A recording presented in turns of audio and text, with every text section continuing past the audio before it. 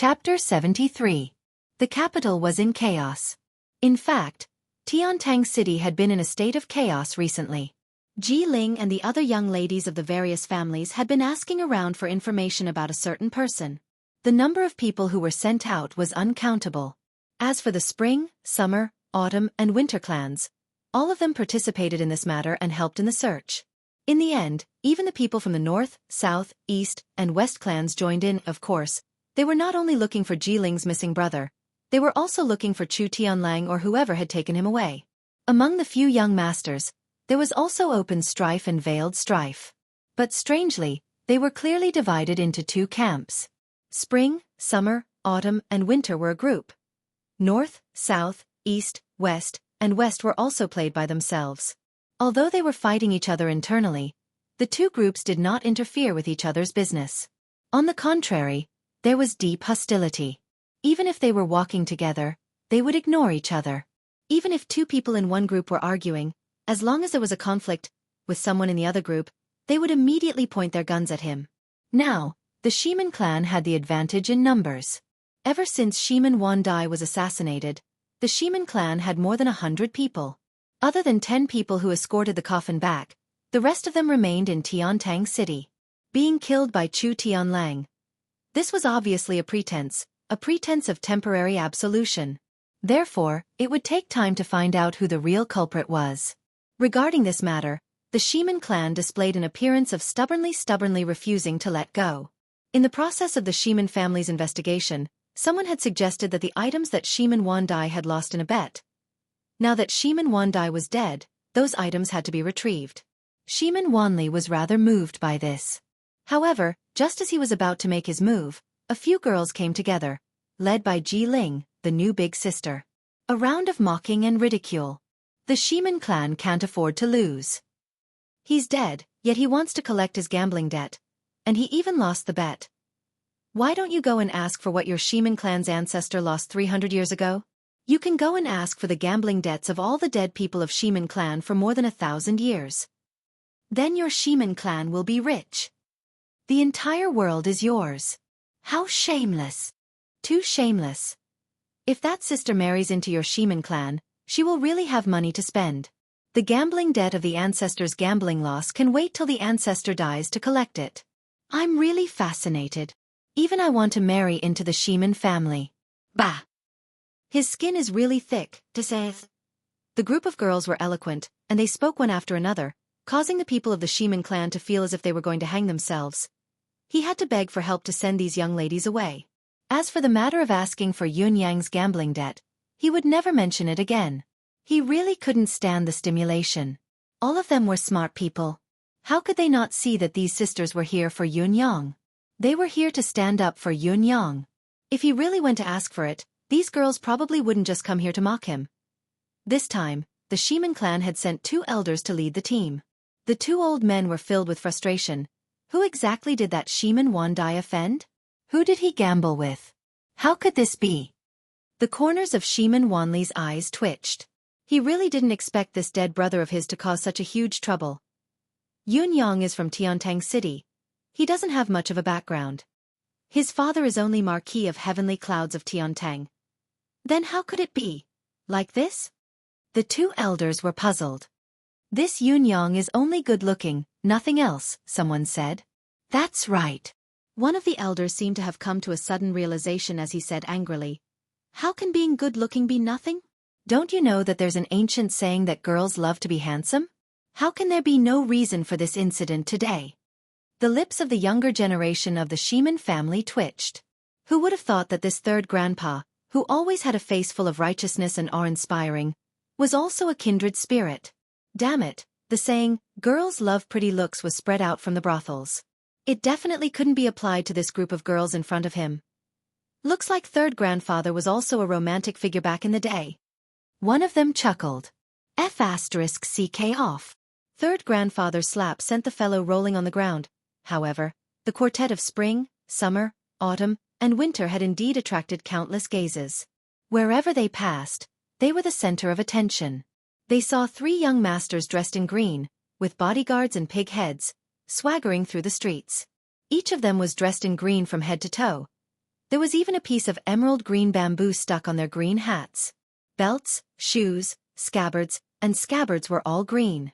Eldest young master Dong Tianling was all smiles, dressed in white like snow, his hands behind his back as he walked alongside the three in green. For a moment, he looked like a crane among chickens. Although there were still injuries on his face, he had been allowed to treat them after winning the bet. Now, there were only slight scars. No matter where they went, Dong Tianling would start to point fingers before others could even comment. F***CK. Everyone, come and see, there are 3 people dressed in strange clothes here. Wah! May I ask, brother, why are you dressed like this? The more people there were, the more Dong Tianling was ashamed to ask questions. The other 3 were fuming, cursing Dong Tianling's 8 generations of ancestors in their hearts. How could this fellow be so despicable? How did the elders of the Dong family give birth to such a despicable thing? He was so despicable that he could not be any more despicable. Cursing in their hearts, however, they could not say it aloud. Moreover, all 3 of them stared at Dong Tianling with unwavering determination. No matter what, they would not let this fellow move alone. Even if he were to go to the toilet, someone had to accompany him. We know that this child will definitely go to find someone to help him. Did I win? Humph. We have to nail him to death. We can't let him move alone. We have to find this person no matter what. Otherwise, we'll definitely lose all these years. This is something I can't stand.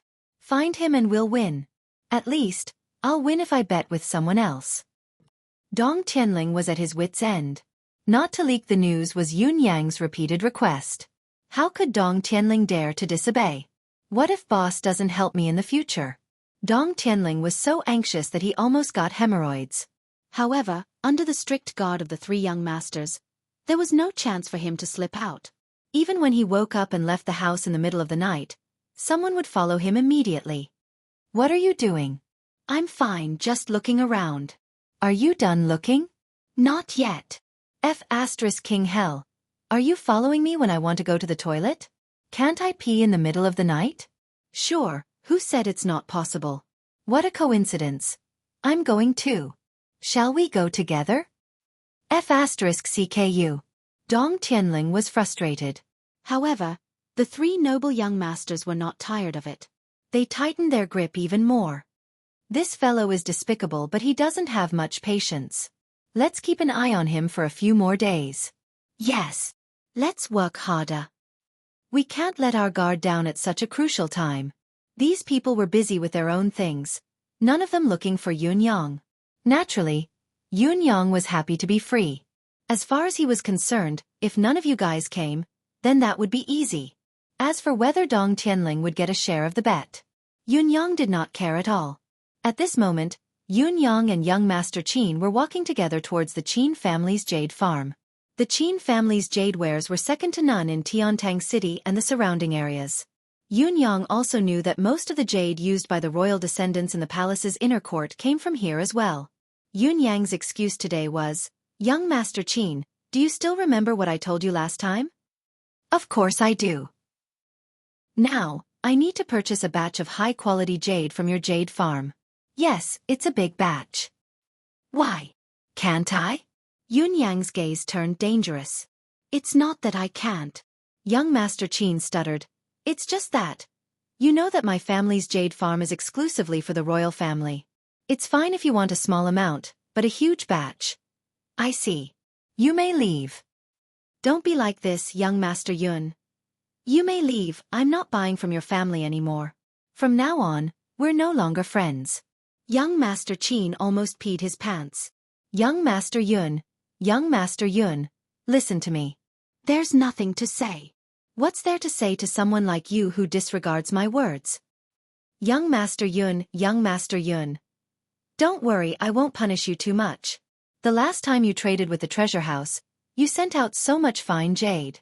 Moreover, you intercepted the royal family's special grade fine jade for your own personal gain. Moreover, you used first-grade jade to replace the special grade jade to present it to the royal family. I will definitely tell everyone about this. Don't worry. Young Master Yun. Young Master Qin was scared out of his wits as he knelt in front of Yun Yang. Young Master Yun, I'll definitely fulfill your request. Tell me how much jade to use. It's no problem, our jade farm will be fine. There's no need for that, I'm just saying. Why would I need so much jade? There are only 2 or 3 people in my family. I don't need it. You may leave. Young Master Yun, I was wrong. I was wrong. I was wrong, please forgive me. You didn't do anything wrong. You're loyal to the royal family and worthy of praise. I was wrong, I shouldn't have forced you. You may leave. Young Master Qin kept kowtowing. Young Master Yun, Young Master Yun. Be merciful. Just treat me like a fart and let me go. I'll really die that way. What should I do then? You guys are for the royal family. No, Young Master Yun, as long as you say the word, I can make the decision. You can really make the decision? Really? Really? You won't lie to me? How would I dare? I still don't want to go. To be honest, your rejection just now has completely dispelled my interest in going. I really can't lift my spirits now. Don't. We won't take your money. That's not good. Good, very good. Very good. As long as young Master Yun is willing to grace us with your presence, the Jade Farm will be honored. Young Master Yun, please, let's go now. Let's go now. I still have something to do now. Oh, young Master Yun, please do come.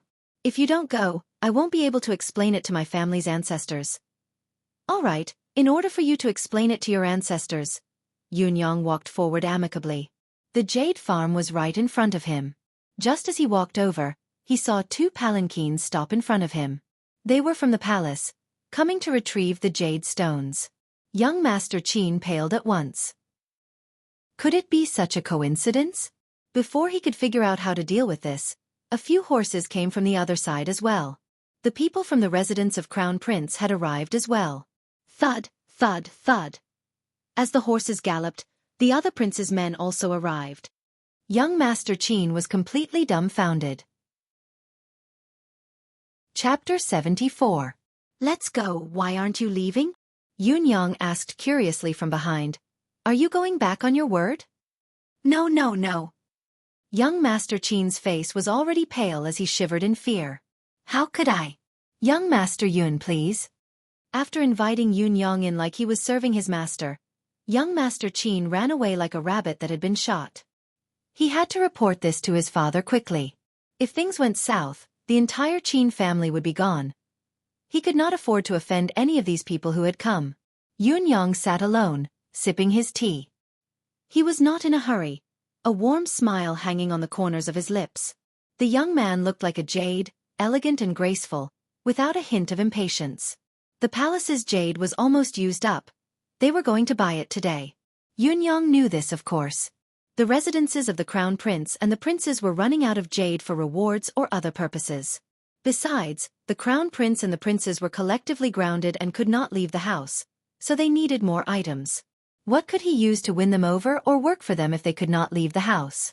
In this environment where jade was held in high esteem, there was naturally a need for this kind of jade. The Crown Prince's residence and the other princes' residences also began to rush to purchase the jades. It was also scheduled for today. Yun Yang knew all this, of course. If he did not know, he would not have come at this time. He sipped his tea quietly, his features elegant and his aura extraordinary. He was like a tranquil painting, stunning the maids beside him. What a quiet, handsome man.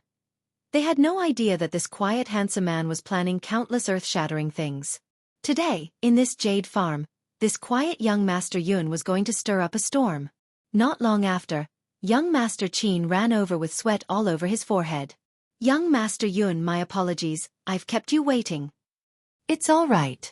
Yun Yang was gentle. Shall we go pick the jade now? This. Young Master Qin looked pained. The people from the palace and the princes are choosing now. Young Master Yun, do you mean to let me choose after they've finished picking? Yun Yang asked with a grin. In your eyes, do you think I like to eat leftovers so much? No. Young Master Qin's face was like a bitter gourd. What I mean is... you mean, let's have some fun together? Yun Yang had already stood up and was walking out. Let me see what the royal demeanor is, the son of an imperial family. No. Young Master Qin's face was so conflicted that wrinkles were about to appear. What my father means is, young Master Yun, please don't be impatient. After a while, we'll go straight to my family's secret treasure vault. The items there are the treasures of my family for generations. They're definitely good stuff, much better than those so-called special grade items outside. This was the bottom line. Father Qin had repeatedly warned him not to say anything if he could keep his mouth shut. However, when Yun Yang stood up, he had forced young Master Qin's bottom line.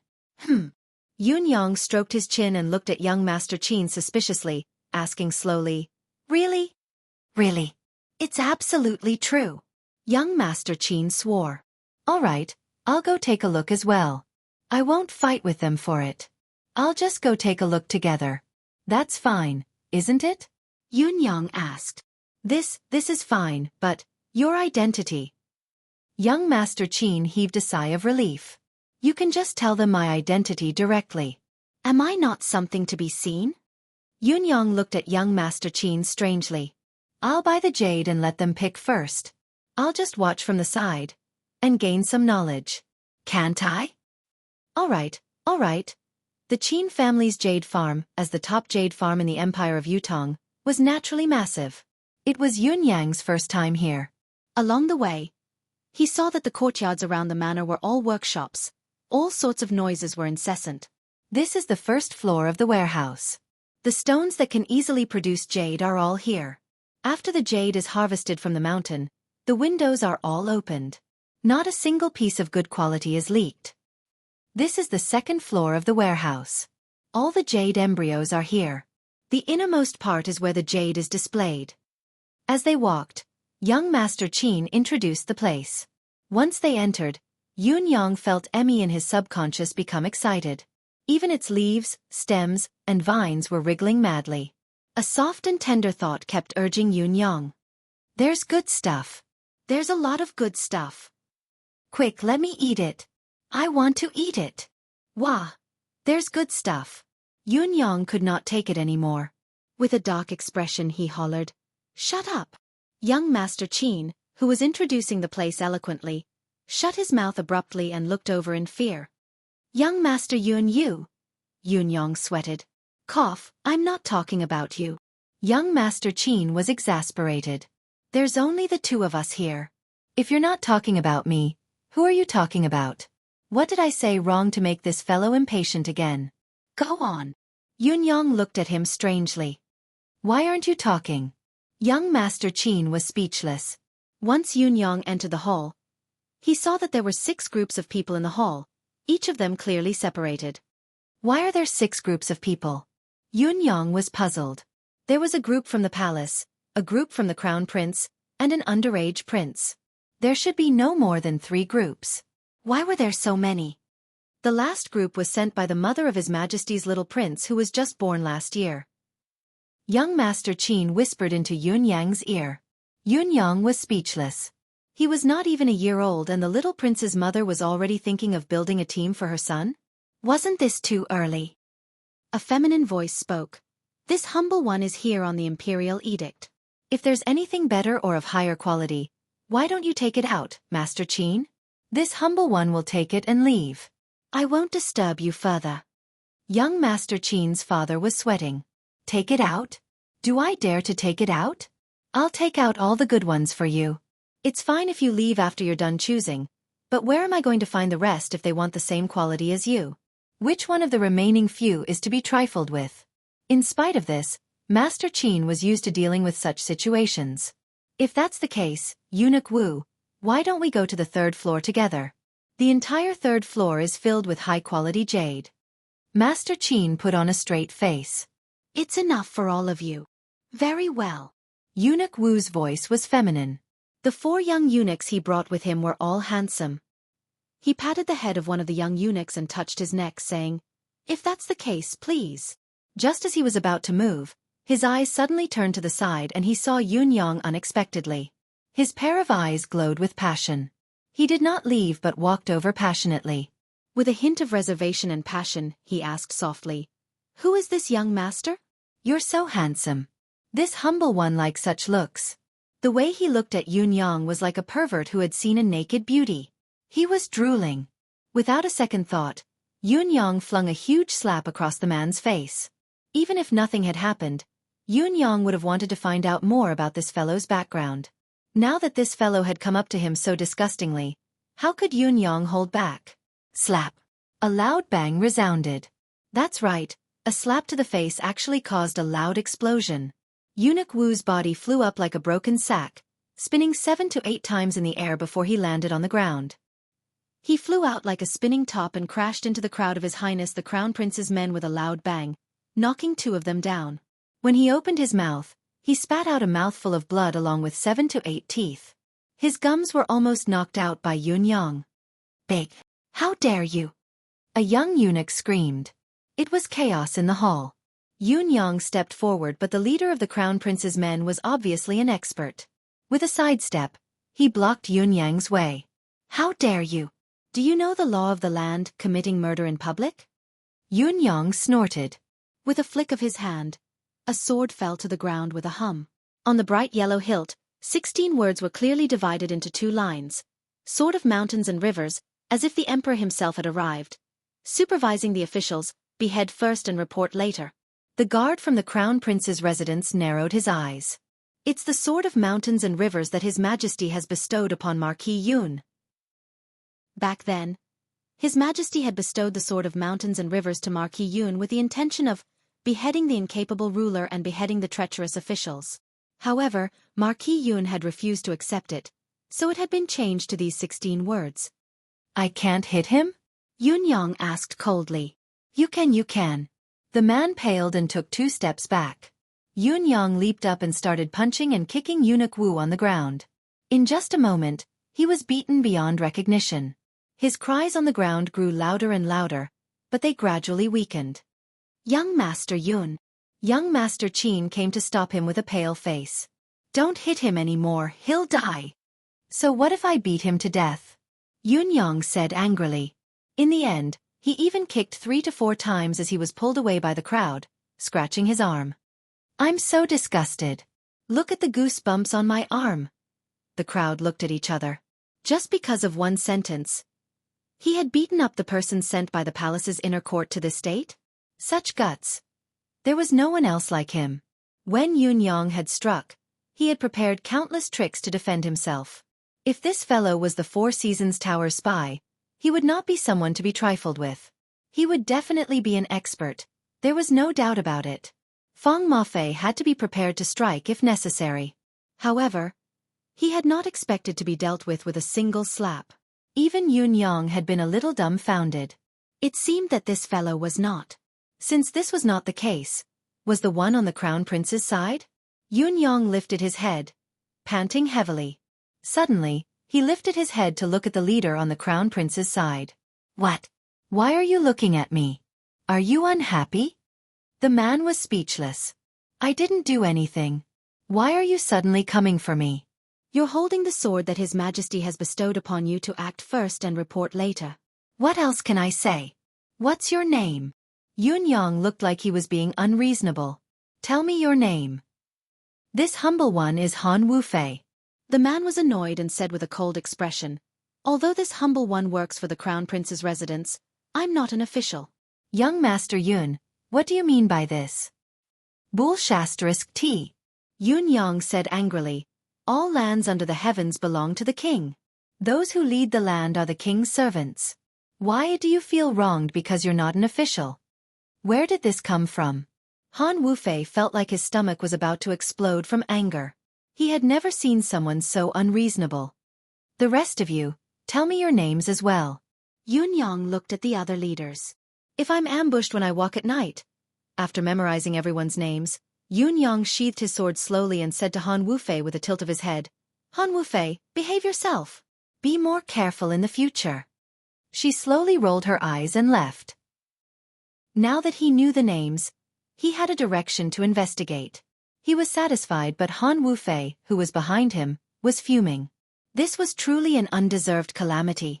Eunuch Wu in the palace had some unique hobbies. Everyone knew this. And today, it was indeed this Eunuch Wu who was blind and provoked someone he should not have provoked. Everyone knew this too. Then, Yun Yang would not be able to tolerate such humiliation and would explode in rage. The problem was, did all of this have anything to do with me, Han Wufei? What did it have to do with me? Why did it have to come back to me in the end? He even told me to behave myself before he left and to be more careful in the future. Those who did not know better would have thought that he had offended some local thug. Chapter 75. Young Master Qin's gaze towards Yun Yang was filled with admiration. Too ferocious. He had never seen anything like this. He had truly learned something new today. Yun Yang also felt that he had been too ferocious today, and a little despicable. Yun Yang felt that if he had not met Dong Tianling, he would not have used such a despicable reason and method. It was too violent. It did not display the demeanor of a wise man. I must cut ties with that despicable person in the future. I've been infected for no reason. Yun Yang made up his mind. Why are you looking at me? Is there something on my face? Yun Yang looked at young Master Qin. No. Young Master Yun, you're too ferocious today. Simply. Young Master Qin's words flowed like a river as he flattered Yun Yang. Yun Yang was beaming from the flattery. Even if you want to flatter me, you still have to give me good jade. Yun Yang asked after enjoying himself, where's the warehouse? Young Master Qin was speechless. He rolled his eyes and said, here. I knew you couldn't forget your jade. I can forget it. I can leave now. Yun Yang was unperturbed. Sir, big brother. Young Master Qin was shocked, his face pale. Please don't. After opening 17 to 18 locks, they finally entered a small warehouse. Inside, there were boxes made of fine jade. They were neatly arranged. Once inside, Emmy was even more excited. This is great. Yun Yang's eyes shone. I want them all. With a plop, young Master Qin fell to the ground. Big brother, please spare me. I have all of our family's treasures for 300 years.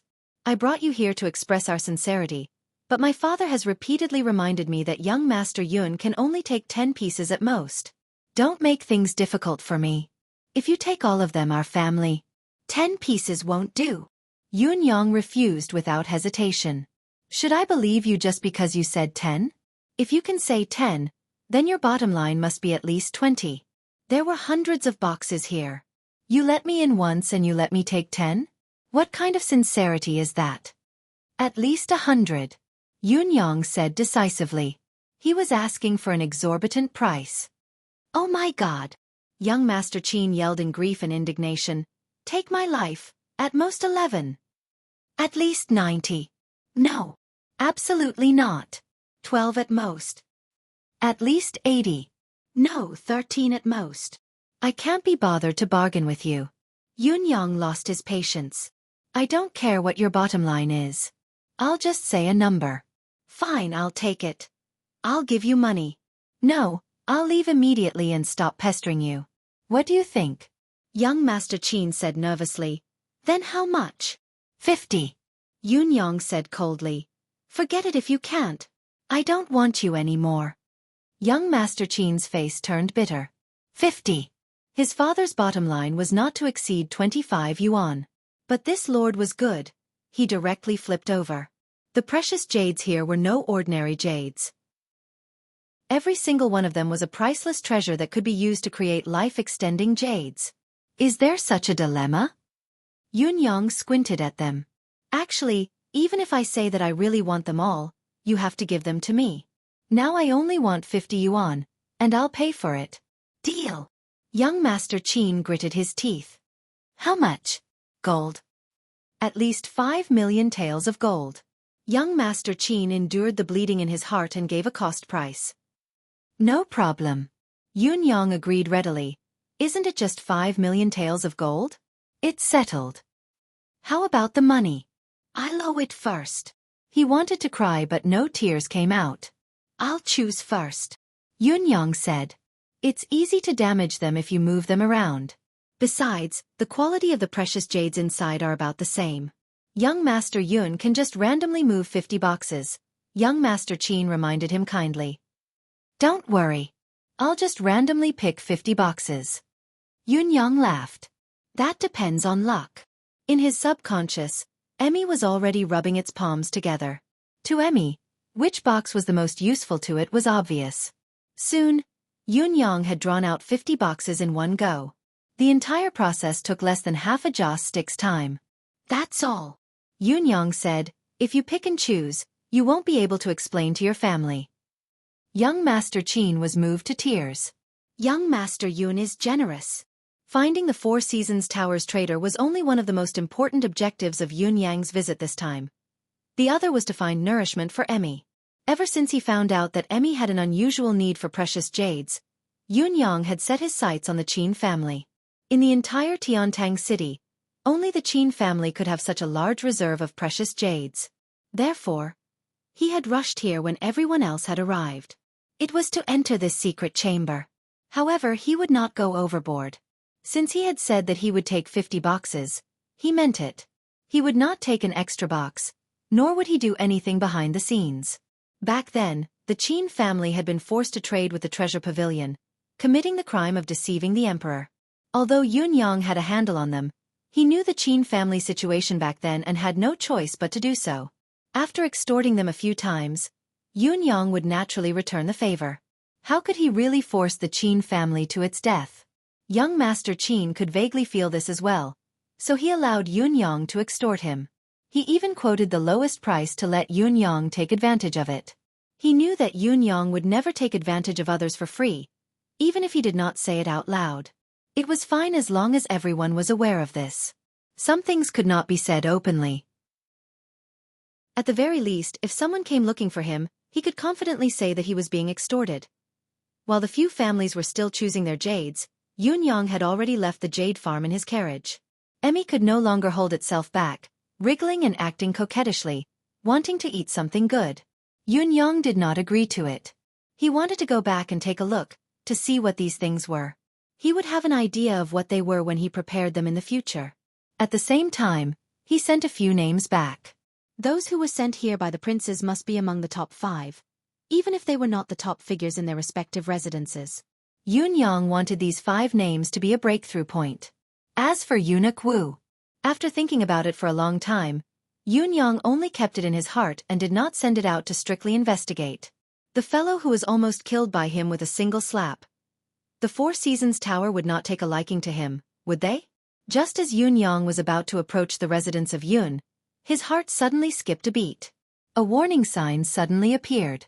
Feng Mafei, who was beside him, lifted his head thoughtfully as well. The dangerous aura disappeared in a flash. Yun-yang and Feng Mafei exchanged a glance. "It should be the assassin from last time," Feng Mafei said telepathically without moving his lips.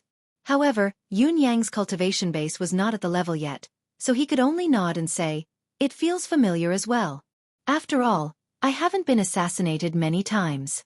This fellow has come twice consecutively, it feels the same."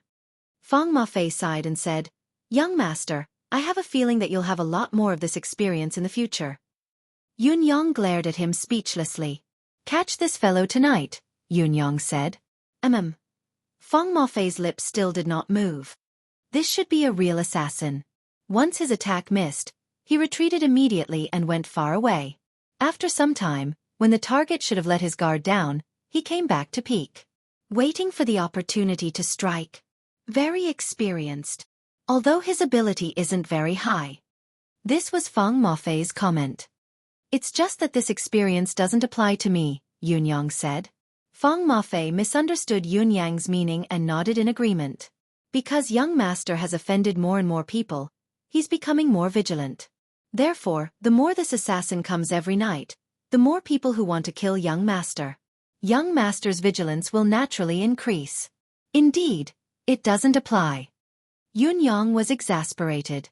Could they still have a proper conversation? On the same night, Yun-yang took out 3 boxes and placed the rest where Emmy could not reach. Emmy was too young now. Yun-yang was afraid that this tiny seedling would overeat. Opening the box, an emerald glow shone out. Emmy danced happily. "Emmy, why do you have such a passion for jade?" Yun-yang asked, puzzled. Emmy answered as it devoured the food. Although its thoughts were vague, Yun-yang could still understand it. Jade was originally an ordinary stone. It could only be formed after millions and millions of years of precipitation and continuous absorption of spiritual qi. Therefore, jade was the purest form of heaven and earth energy. The higher the grade of jade, the purer it was. Mystical stones and mystical crystals can't compare to jade? Yunyang was puzzled. Mystical stones and mystical crystals are only specific products. They can only be found in places where mystical qi can be cultivated. Jade, on the other hand, is a spirit of the Earth's core that can be found in any continent or any space. Although mystical stones and mystical crystals look more practical than jade, jade is still purer. I see. Yunyang finally understood. Amidst the question and answer, Yunyang could clearly feel a sense of danger approaching from afar. The assassin had come again. However, he was fearless. I've been waiting for you for a long time. Come, don't be afraid to make your move. Big Brother will create an opportunity for you. Yunyang heaved a long sigh as he pushed the door open and walked out.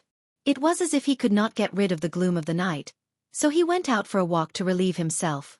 Behind him, the 3 Eclipse Panthers were like 3 little pom-poms, following him closely. However, they were not playing together today. One at the back, one on the left, and one on the right. Walking to the side of the flowering trees in the residence, Yunyang could not help but exclaim in admiration, "The night is so alluring." He stood by the side, lowering his head to look at the tree's shadow. With his arms behind his back, he murmured, "I wonder how many years the moon in the 9th heaven has shone upon this mortal realm? In this world of mortals, there are ups and downs, wins and losses, and there are countless heroes and heroines. However, what kind of life can compare to the eternal moon in the sky?" Yunyang raised his head and sighed. "Bright moon, oh bright moon, won't you grow old?" The moonlight was like water, shining down coolly. When Yunyang lifted his head, his throat was clearly visible under the moonlight. He was extremely relaxed, completely immersed in melancholy, his hands behind his back. If it was an assassination, this would be the best time. Indeed, a cold glint flashed. A gust of cold air shot towards him from the roof of a house 100 feet away from the wall. It was soundless and extremely fast, but there was not even the slightest sound of breaking air. The cold glint had just appeared when it was already right in front of Yunyang's throat. This assassin was very confident that this young Master Yun would never be able to escape his assassination this time. He had only come back to check on the situation and had not intended to make a move. However, he had not expected the timing to be so perfect. This fellow had actually gone crazy, coming out in the middle of the night to reminisce about the moon. He would feel sorry for himself if he did not make a move at such a time. Besides, after killing him, he only needed to borrow the force from the flowering tree beside him, and he would be able to leave immediately. The cold glint was nearing. Chapter 76. In the nick of time. A smile hung on Yunyang's face. A saber. Unbeknownst to him, it had already appeared in front of Yunyang's neck, blocking with the saber. Clang! The assassin's move was the same, the tip of his sword colliding violently against the saber's blade. However, he was shocked to realize that when his sword came into contact with the saber's blade, the tip of the sword, which was forged from the mystical steel of the seabed, was like snow coming into contact with a red-hot piece of metal. It was pulverized immediately. The tip of the sword was pulverized, followed by the blade's body. Such a strange phenomenon shocked him to the core. How could this be? At this moment, a white shadow flashed past. On the ground, the 3 kittens that looked harmless and could only be held as pets had leaped up at the same time. Swoosh, swoosh, swoosh, 3 clangs. The assassin groaned in pain. There were 3 scratches on his thigh, from the base of his thigh all the way to his calf, and blood flowed out like a fountain. There were 3 scratches on his back, and his bones were almost broken. His right hand, which was holding the sword, was actually clawed through by one of the kittens, and a large piece of flesh was torn off. What kind of cat is this? Is this still AF** king cat? I'm a 5th heaven pinnacle expert.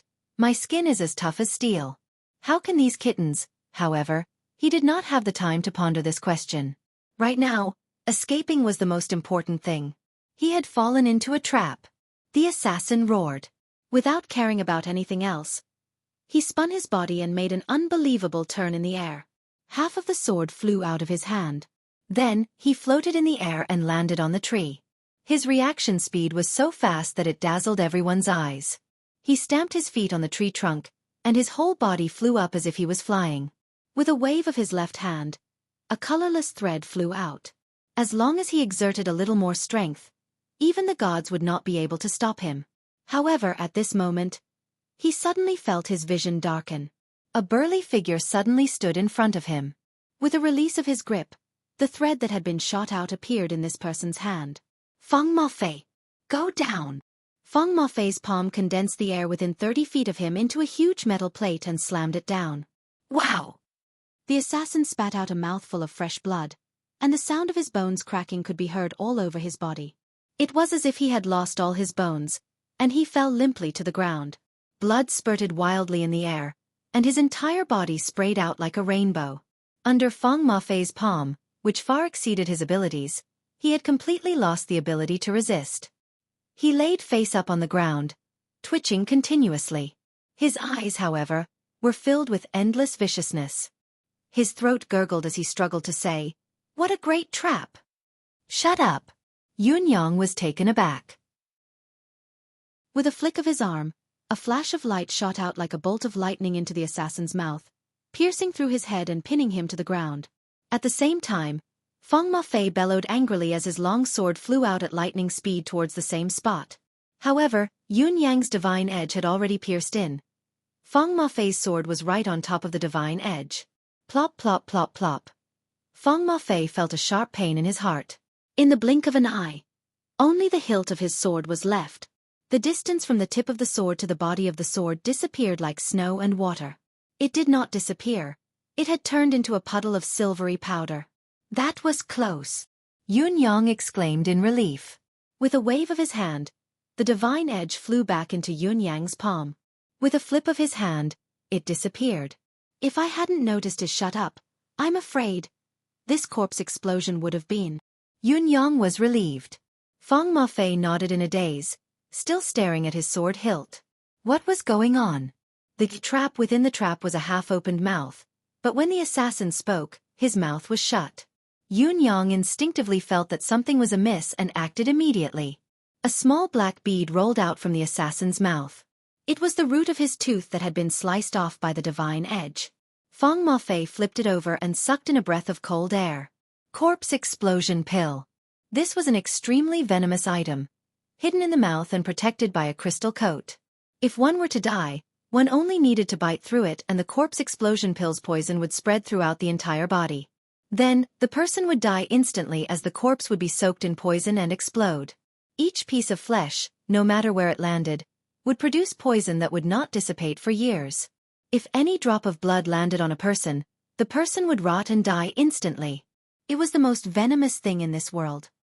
It's indeed the Merciless Tower's handiwork. Feng Mofei looked at Yun Yang with a complicated expression. Only the Merciless Tower's gold-ranked assassins and above are equipped with the corpse explosion pill. I really don't know. He swallowed the rest of his words. I really don't know how you managed to provoke the Merciless Tower after causing so much trouble in Tiantang City. Yun Yang was indeed confused. Yun Yang was a little dumbfounded. When did I provoke the Merciless Tower? Did someone hire a killer to kill me? Get rid of the corpse quickly and rest. Yun Yang looked at Feng Mofei strangely. What are you waiting for? My sword. Feng Mofei looked at the hilt of his own sword. Only then did he start to panic. My jade sword. The corners of Yun Yang's lips twitched. Fealty jade sword. This is your jade sword?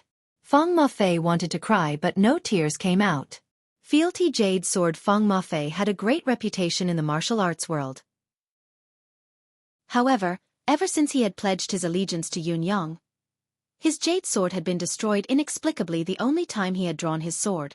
Yun Yang was in disbelief as well. You, old Feng, you're really something. You've made such a name for yourself in the martial arts world with something that's not even as hard as tofu. I can't help but admire you. Not even as hard as tofu. Feng Mofei felt an itch at the base of his teeth as he gritted them and said, This is mystical jade from the bottom of the sea, a land of extreme frost. Thousands of feet below, mystical jade's ice heart chalcedony, sky heart iron jade, stellar steel essence, took 10 years to forge this sword. In other words, it was much harder than tofu. Oh, Yun Yang hummed in acknowledgement and walked back. Feng Mafei was still confused. Young master, what is that sword of yours made of? How could it? With a swoosh, Yun Yang flashed the divine edge. Look closely. This is a saber. Old Feng, I have to say something about you. You've roamed the martial arts world for so many years, yet you can't even tell the difference between a saber and a sword? Feng Mafei's eyes widened. Yun Yang had already turned to leave. It's just a sword. It's worth the heartache. I'll give you 300 gold taels tomorrow. Go buy yourself a divine weapon first. Feng Mafei was about to faint. Isn't it just a sword? That's the weapon that made me famous. Also, is 300 gold taels a lot? Go buy a divine weapon? I can't even buy the rust on a divine weapon's hilt. Feng Mafei made a tragic decision. He would buy an ordinary sword the next morning to use first thing in the morning. However, there was still endless doubt in his heart. How could there be such a saber in this world? Yun Yang returned to his room. Drawing 3 names in the air with his fingers, he tilted his head and pondered for a while. These 3 names were the people he thought would hire assassins to kill him. Of course they were. Until now. Yun Yang enjoyed his meal, even though it was already midnight. However, he was hungry. What made Yun Yang feel very satisfied was that he had only eaten 11 caddies of mystical beast meat, 3 big steamed buns and 2 meat pies, but he already felt extremely full. Of course, he also drank a bowl of soup. My appetite has decreased. Yun Yang was pleased. If this continued, it would not take more than a month for him to recover to a normal person's standard. Yun Yang really did not want to eat too much. It was too different. After the joy, Yun Yang began to think, who should I find trouble with tomorrow? The faint sound of a horn from afar caused Yun Yang's expression to sink into a grave expression.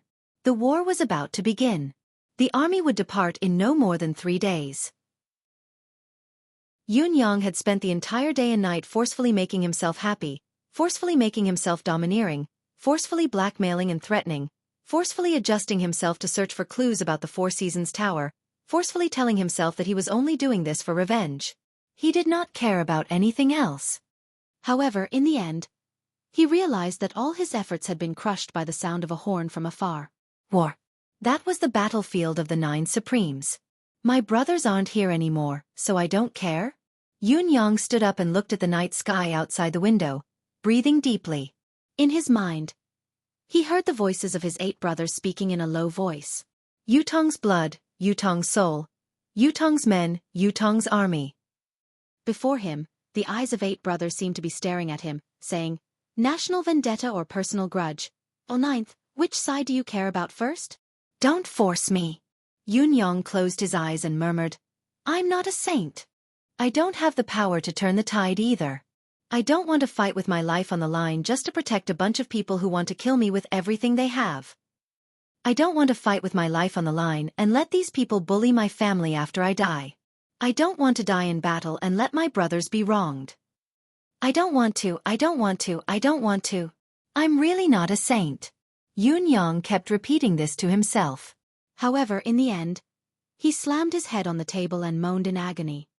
Tomorrow at noon, I shall enter the residence of Supremes. Finally, it was time to face everything. Finally, he still had to face the bloody cruelty.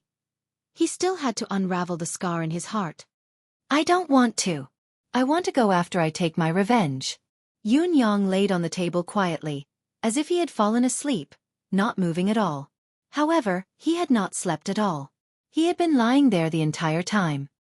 He was only waiting for dawn to come. He could feel that there were 8 pairs of eyes looking at him tenderly. There were warm smiles in their gazes, as well as a soaring desire to fight. All 9th. We are Yutong's 9 Supremes. First there was Yutong, then the 9 Supremes. Not for the world but for the people. First avenge the nation, then avenge the family. Yun Yang's body is the soul of the 9 Supremes. Oh well, 9th, go. For the sake of our homeland, for the sake of not being bullied. Dawn. Lao Mei and Feng Mafei had woken up to cultivate facing the morning sun, but why was it so quiet today? If it had been in the past, their young master would have already come out to exercise, absorb the spiritual qi of heaven and earth, and pluck the essence of dawn. Why was there no movement at all today? Both of them exchanged glances. Feng Mafei shook his head. Lao Mei sighed and walked to Yun Yang's door, knocking lightly. There was no response. Tilting his head to listen, his expression changed immediately. With a push of his shoulder, he pushed the door open and rushed in. There was no one in Yun Yang's room. There was a note on the table. I'm fine, I'll be back late. Young master, where did you go? Chapter 77. Yun Yang's purple robe fluttered in the wind. When he stepped out of the door, he felt a heavy weight on his shoulders. He had decided to go to the residence of 9 Supremes. Ever since the 9th day of the 3rd month last year, he had been repelled by this place. Each time he was near the residence of 9 Supremes, he would feel ashamed to face his elder brothers. What are you doing here when your revenge has not been avenged? Yun Yang walked forward with a heavy heart. Just as he turned a corner, he met a group of people head-on. Both parties were stunned at the same time. It was Ji Ling. The person walking at the front was Ji Ling. She wore a light purple veil over her face and a long green dress. The color of her clothes was plain, but the ethereal aura she exuded when they first met was overwhelming. There were 5 or 6 young ladies by her side, and every single one of them had extraordinary looks, bright eyes, graceful figures, and peerless elegance. Then there were some guards, maids and guards. There were hundreds of them. Seeing Yun Yang walking over, deep in thought, the eyes of these girls shone brightly. Amidst the morning mist, a youth dressed in purple walked over slowly. He was handsome and elegant, but there was a hint of melancholy in his light robe. The scene was like a painting. Even the misty morning mist seemed to have become ethereal and beautiful. It's you. Ji Ling's gaze was complicated. Where are you going? Yun Yang replied. What about you? Where are you going so early in the morning? When the other girls heard the conversation between the two, their eyes suddenly lit up. They looked at them with a smile that wasn't a smile, but they didn't say anything. Ji Ling's gaze dimmed for a moment before she smiled and said, Of course I'm leaving the city since I'm heading in this direction so early in the morning. Yun Yang was surprised. Isn't the shortcut on the opposite street? Ji Ling was stunned. She retorted angrily. Why do you care? Some of the girls covered their mouths and giggled. Their bright eyes exchanged glances and winked at each other. Although they did not speak, it actually gave off a feeling that they were chattering non-stop. No wonder this girl refused to take the shortcut and insisted on leaving the city. So that was it. Ji Ling's heart was filled with embarrassment. She really did not want to see Yun Yang again. It was just that she was about to leave the city, but she had somehow insisted on passing by Yun Yang's door. However, he did not expect to meet this guy so early in the game. You're leaving? Yun Yang asked in realization. Ji Ling's anger dissipated as she nodded lightly. I just received news that a young master Ling Feng has appeared in Tiannan. He looks like my brother. We should all go and take a look. His voice was very low and filled with an indescribable emotion. Yun Yang's heart skipped a beat as he said calmly, Tiannan. So far away. Ji Ling replied, Yes, it's so far away. Yun Yang said calmly, The journey to Tiannan is 75,000 miles. Take care, Mississippi. Ji Ling lowered her eyes and replied, I will, and so will you. Yun Yang nodded. For a moment, both of them were speechless. A faint sense of melancholy was gradually growing and spreading. Ji Ling's eyelids drooped as she felt her heart grow increasingly bitter. You also know that's 75,000 li. You also know that it's a long journey. But do you know that the chances of me coming back are very, very slim once I leave? Do you know that the chances of us meeting again will be very slim once I leave? A woman who was obviously a little older, with a hint of worry between her brows, took a serious look at Ji Ling and then at Yun Yang. Suddenly she rolled her eyes and said, Yes, Sister Linger, after leaving Tiantang City this time, I really don't know if she'll ever come back here again in this lifetime. As she spoke, she watched Yun Yang's expression. Yun Yang said softly, Yes, from now on, the mountains are high and the rivers are far away, we can only meet in the martial world. The girl in white frowned, thinking to herself, Why is this child so insensitive? She was a little angry, but looking at Ji Ling's pitiful expression in the morning breeze, her heart softened and she said, We're about to reach the ends of the earth. Does this young master not have anything to say? Yun Yang was taken aback. Say what? Gritting her teeth, the girl said, We've known each other for a while, We should leave some traces in our lives. Sisterling, I saw you fiddling with that sachet last night. What are you trying to do with it?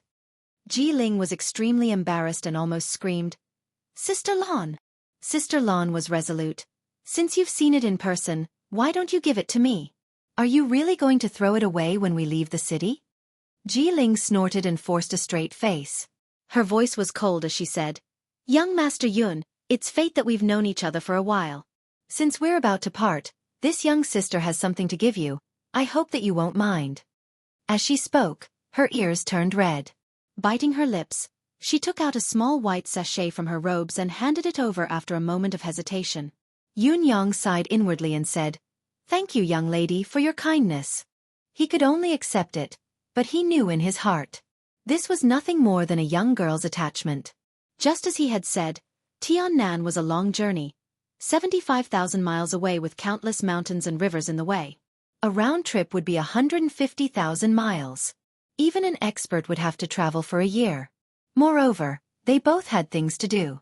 Even if they had any intentions, they would not be able to achieve anything. It was just a legacy, but it was just a legacy. Seeing that Yun Yang did not respond after taking it, Sister Lan frowned and said, Young Master Yun, my sister has already given you the sachet. Don't you have anything to say? Yun Yang searched his body and realized that he did not have anything on him. He chuckled bitterly and said, Luckily, I won a saber from the bet last time. This saber is small and exquisite. It's useless for a man like me. Why don't I give it to Lady Ji? I hope that this saber can keep you safe in the martial world's turmoil. As he spoke, he took out the treasured saber Phoenix's cry. It was one of the 7 swords and 3 sabers forged by the master blacksmith O Hunzi. The treasured saber Phoenix's cry. When Yun Yang had won it the last time, he realized that this saber was a lady's saber, or rather, a maiden's saber. He had no use for it at all. It was no wonder that Shiman Wandai had offered this saber as a wager. It turned out that the fellow had no use for it either. Yun Yang had nothing else on him except for this saber. His original intention was to conceal his divine edge when he had something to do. Now that he had nothing else to give away, he took this saber out. Sister Lan's eyes brightened as she said, Young master is so thoughtful. Sister Ling, why don't you accept it? Ji Ling blushed behind her veil and reached out to receive it. Yun Yang sighed in his heart as he felt the innocent feelings of a young girl. After today's departure, I may not be able to live to see you again. If that's the case, let me give you a present before we part for the sake of your feelings. He held the treasured saber Phoenix's cry in his hand, his right hand gripping the hilt. With a thought, Emmy reluctantly sent out a continuous stream of life force into Phoenix's cry. It was done in a matter of moments. Yun Yang flipped the scabbard and passed the hilt to Ji Ling. He said softly, The martial world is dangerous, take care. Ji Ling suppressed the tumultuous emotions in her heart and bit her red lips. She nodded slightly and said, You too. Her voice was so low that it was almost inaudible. As she took the treasured saber, she suddenly felt a strange feeling, as if the saber had completely merged with her body at that very moment. She did not need to wield it, but it already felt extremely comfortable. Have a safe journey to Tiannan. Yun Yang stood up straight, his smile gentle. We shall part ways here. The journey is long, we shall meet again. We shall meet again, Ji Ling said softly. She then bit her lip and clamped her legs together. Hiya! The healthy horse neighed and moved slowly. Ji Ling's slender body stiffened on the horse, her mind a complete blank. The horse moved forward step by step, the sound of its hooves echoing against the ground. With each step, she felt that she was a step further away from Yun Yang. However, she did not turn back. She subconsciously allowed the horse to move forward, the bitterness in her heart slowly turning into sorrow and pain. Her heart was throbbing with pain. She could only hear her sisters talking behind her. Sister Lan said, Young Master Yun, take care. We shall part ways here, we shall meet again. Another sister's voice was tinged with laughter. Young Master Yun, I am Xia Yuhan. Remember my name. Haha. Young Master Yun, I am Yu Xiang. Can you remember me the next time we meet? Young Master Yun, I am. Everyone's laughter rang out incessantly as the sound of the horse's hooves grew faster and faster. She was already hundreds of feet away. There were no more farewells behind her. Ji Ling tried her best to resist the urge to turn back and take a look. She rode the horse stiffly, her mind blank as she walked forward. She did not know when, but tears had already blurred her vision. One of her hands gripped the treasured saber of Phoenix's cry tightly. Sister Lan urged the horse to catch up to her and sighed softly. Sister Ling, if you're upset, why don't you cry it out? You'll feel better. Ji Ling lowered her head, a string of tears falling soundlessly into the dust. She bit her lip and said, Sister Lan, why did you insist that I give the sachet to him? Wouldn't it be better to forget it from now on? Sister Lan smiled gently and said, Would you forget? Ji Ling did not reply. There aren't many opportunities for a woman to fall in love in her life. Sister Lan's voice was filled with melancholy as she said, Just like today, this young Master Yun is obviously the one we didn't see the other day. He's from Tiantang City. We're in two different worlds. Perhaps after we part ways today, the both of you will never see each other again in this lifetime. However, to have a remembrance in your hands and to be able to feel the feelings of the past, it's a good thing. It's better than having regrets in the future. You've obviously fallen in love before, but there's no trace of it left in your life. That's a real pity. I asked you to leave the sachet and take this saber with you because don't have the same regrets as me in the years to come. Sister Lan said sadly, empty-handed. Ji Ling hugged the treasured saber of Phoenix's cry tightly. She could feel the warmth of that person on the saber. She could not help but feel reassured as she comforted her. Sister Lan, we will definitely find my brother. Sister Lan shook her head and sighed softly. Yes, we will definitely find him. However, there was not an ounce of confidence in her voice. 2 streaks of tears fell soundlessly. Ji Ling felt the same. Seeing that the city gate was right in front of her, she could not help but turn back to look. The long street was silent, the morning breeze blowing a few fallen leaves from the ground. It was empty. Where was Yun Yang? She could not help but feel a pang in her heart as tears filled her eyes. Go! With a shout, the group sped up and rushed out of Tiantang City's south gate. 2 splashes sounded. Amidst the dust, a string of water stains appeared. Chapter 78. Yun Yang held the sachet in his hand. When he saw Ji Ling leave without turning back, he could not help but feel a little sentimental. With a sigh, he kept the sachet in his robes and was about to walk forward. Suddenly, he felt Emmy's restlessness. What's wrong? Yun Yang thought sensitively. Is there something wrong with this sachet? Holding the sachet in his hand, he squeezed it lightly. Indeed, there was a round bead inside that began to spin as he squeezed it. Yun Yang was puzzled. When he opened it, he saw a round bead the size of a little finger amidst the clusters of spices. It was emitting a hazy halo. Vaguely, a faint fragrance wafted from it. Holding it in his hand, he saw clouds swirling on the surface of the bead. With a gentle turn, there was actually a small green dragon gliding through the clouds, puffing out clouds and spitting out mist. The pearl of the flood dragon. Yun Yang was shocked. This was a priceless treasure. The Phoenix's cry treasured saber that he had given away, compared to the pearl of the flood dragon, was like heaven and earth. The pearl of the flood dragon, as the name suggested, was a precious pearl taken from the body of a flood dragon. The flood dragon had almost surpassed the category of mystical beasts, being a 9th-level pinnacle mystical beast. Perhaps, it was because the known classification of mystical beasts only went up to the 9th level, hence the flood dragon was a 9th-level pinnacle mystical beast. If there were 12 levels in this world, then the flood dragon would still be a 12th-level pinnacle existence. A flood dragon's entire body was a treasure. Its flesh, blood, skin, tendons, and bones were all treasures that a martial artist could only dream of. However, the most precious was the pearl of the flood dragon within the flood dragon's spine. Each of the flood dragon's 24 vertebrae contained a pearl of the flood dragon. It was the source of the flood dragon's essence and vitality. Furthermore, each pearl of the flood dragon contained a part of the dragon's soul.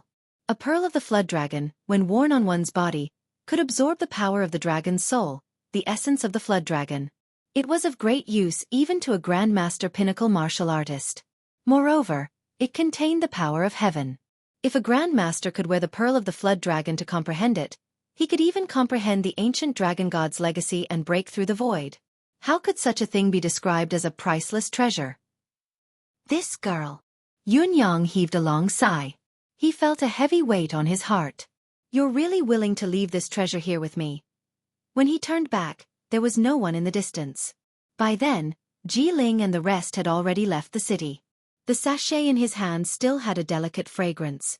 Yun Yang sighed softly and kept the sachet in his robes.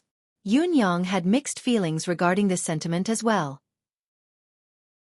Emmy, you can't eat this, Yun Yang murmured. Emmy wiggled its body, its tendrils swaying as it demanded coquettishly, I'll watch if you don't eat. Yun Yang smiled and let go of his grip. The pearl of the flood dragon was already in his deific consciousness. It landed at Emmy's feet and rolled around. Emmy's thin tendrils curled up the pearl of the flood dragon and rolled it back and forth between its roots, enjoying itself. Yun Yang realized that Emmy was indeed not eating it. It was even trying to inject its vitality into the pearl of the flood dragon. The misty radiance on the flood dragon pearl began to flicker. A seedling and a bead, yet they were having so much fun. Yun Yang could not help but chuckle, not bothering himself with it. The Nine Heavens Domain. It was also the residence of 9 Supremes. Outside. At dawn, there were already a few veterans cleaning in the morning fog, meticulous and meticulous. This was a sacred place in their hearts. They would never allow any dirt to exist outside the residence of 9 Supremes. Even a fallen leaf could not fall on the ground that the heroes had once stepped on. Yun Yang hid behind a tree, his eyes focused on the 9 Heavens Domain that was hidden in the thick fog, his expression changing. Even the strong wind that could topple a mountain could do nothing to the thick fog of the 9 Heavens Domain. Yun Yang sighed soundlessly, leaning against the tree as his body gradually faded away. He turned into a cloud of fog. Drifting in the morning light, he dissipated in the air. In an instant, he melted into the thick fog of the 9 Heavens Domain. Amidst the thick fog, everything was silent. Yun Yang entered the residence of 9 Supremes soundlessly. Looking at the various powerful forces hidden in the thick fog that kept flashing around him, wind, rain, thunder, lightning, metal, wood, water, fire, blood, fire. Yun Yang felt an endless sense of familiarity. Only he and his brothers could enter and not be harmed.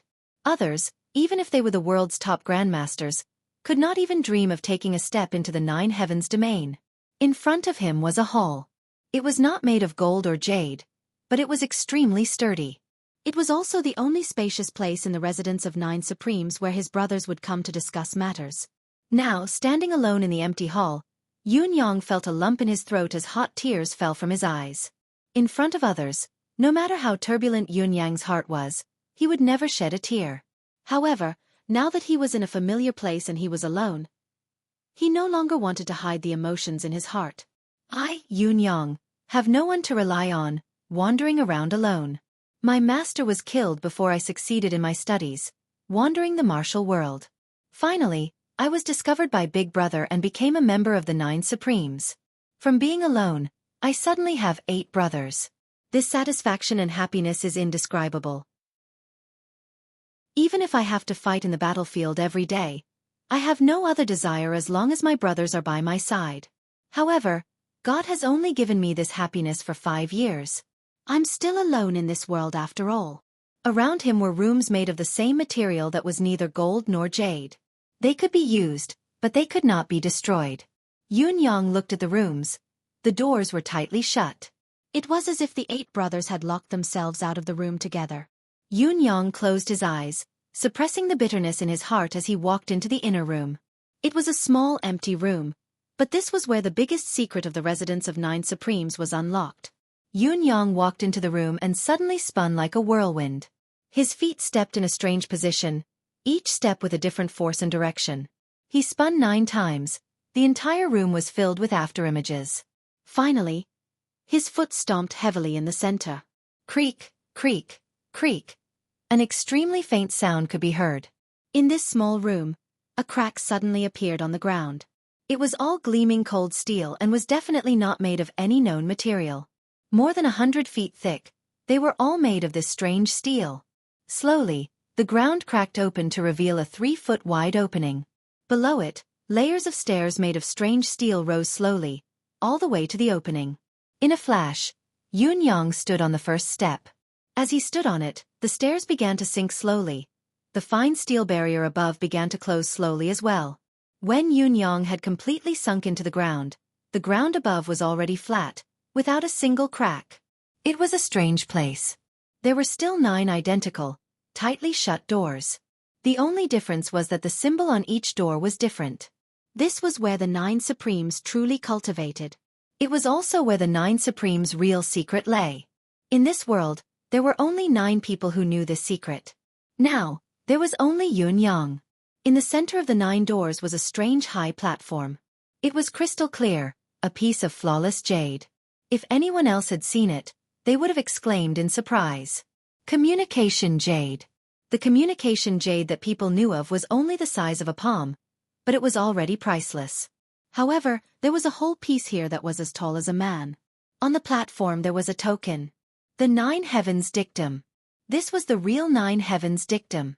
Yunyang's gaze was cold as he walked up slowly. His right hand stretched out slowly, gripping the token.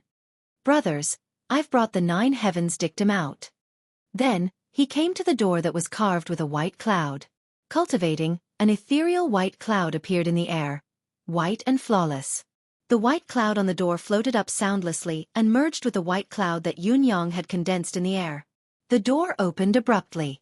Yunyang entered in a flash. The door closed. Yunyang stayed for a full 10 days after entering this time. In these 10 days, the wind howled in this small room, and the wind rose and clouds surged. When he came out again, he walked to 8th Brother Supreme Wind's door. After a long time, his eyes glinted as he raised his palm. A gust of wind suddenly appeared. The wind blew directly into the door. Supreme Wind's door opened abruptly. It was empty inside. Yunyang's tears streamed down his cheeks. 8th brother, with you here, I will never go in. But now, I have to go in. I want to know who you are. I want to know where your family is. 8th brother, don't worry. As long as I, Yunyang, am here, no one can bully my family. Yunyang entered in a flash. In Supreme Wind's room, there was the complete cultivation method of Mystique Wind. Yunyang had etched all the secret manuals deeply into his mind. Then, he took out an envelope at the bottom. Inside was Supreme Wind's will. I don't know which brother has read my will, but I feel funny now. I'm still alive and well. I, Supreme Wind, don't think that anyone in the Tianxian continent can kill me. Haha. But the boss insisted that I write my will and leave it here. I can't help it, he's the boss of us brothers after all. If I, Supreme Wind, am still alive, I will fulfill my wishes one by one. Of course, if I'm really dead, there are still many things I can't let go of. My surname is Ji. My name is Ji Lingfeng. This is my name. Isn't it cool? Haha. When Yunyang read up to this point, he was suddenly shaken. His face suddenly turned pale. He stood up abruptly, wanting to rush out, but he sat down dejectedly in the end. Jiling had left for 10 days. How could he still catch up to her? I have a brother who has been missing for many years. My brother's name is Jiling Feng. That night, Jiling's sorrowful voice seemed to ring in Yunyang's ears again. I heard that he appeared in Tiantang City. I'm so stupid. Why am I so stupid? Yunyang raised his hand and gave himself a tight slap. Yunyang, what right do you have to call yourself the 9 Supremes think tank? What right do you have to call yourself Supreme Cloud? Your brother's portrait is right in front of you. Don't you recognize him? How dare you say you're familiar? Jiling is 8th brother's sister. My biological sister. Yunyang was filled with regret. Chapter 79. Yunyang heaved a long sigh. Jiling is going 75,000 miles away to find her brother. Yunyang closed his eyes in pain. How could she possibly find it? Back then, after a battle, Supreme Earth had asked his wounded brothers to write their wills.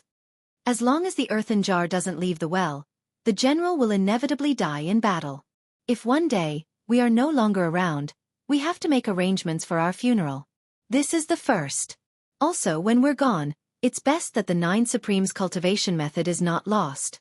Perhaps one day, when there is an accident, I will be able to read the wills and fulfill the wishes of my brothers. Everyone silently accepted this decision at the time. Thus, they began to make their own preparations. When they returned, they each handed over the first level of their secret arts to their next brother. Earth, metal, wood, water, fire, thunder, blood, wind, and cloud. After settling down with each other, everyone said that their mood was too heavy, and that it made their hearts uncomfortable. Hence, they all dispersed and went out to find ways to relax. He remembered that time. It was the Bloodlord who pulled him and said, "Old Nine, follow me to kick a dark yard." A faint smile appeared on Yunyang's face as he reminisced. After a long while, he lowered his head to read the content at the back of Supreme Wind's will. "It's something that I can't let go of. I'll just say it for the time being, but I don't think I'll need your help, haha." Supreme Wind's tone was still relaxed. Obviously, Supreme Wind did not take it seriously when he wrote the will. However, the more Yunyang looked at it, the more uncomfortable he felt. "I have a younger sister. My only family. My sister's name is Lingxi. Isn't that a nice name? Humph, I'm warning you guys. No one is allowed to have any ideas about my sister. We are 2 orphans, but we were found in a small village in the Empire of Yutong. We should be from Yutong, right? Haha, I see myself as a Yutong citizen anyway. When I was 8 years old, both my parents died. My younger sister and I were adopted by the Ji clan. At that time, the clan head had no descendants, so he took us in as his children. 10 years later, the clan head had a son. So, my position was a bit awkward. Haha, my younger sister is a girl after all. But I, the eldest young master, henceforth. He, do you understand? I understand. 8th brother, you make it sound easy and humorous, but I understand the bitterness in your heart. I don't care about being the young patriarch or eldest young master, but my existence is definitely a big worry for the clan. So I had no choice but to run out. But I didn't expect that the moment I escaped, I would be lured here by our boss. Let's not talk about unhappy things. If I really die, brothers, help me take care of 2 people. The first is my younger sister, Lingxi. Lingxi is my baby, the person I miss the most. If anything happens to me, you must take good care of my sister. You are not allowed to tell my sister that I'm dead. You are not allowed to make my sister sad. You are not allowed to entrust her to the wrong person. You are not allowed to make my sister unhappy. You're not allowed to make my sister unhappy.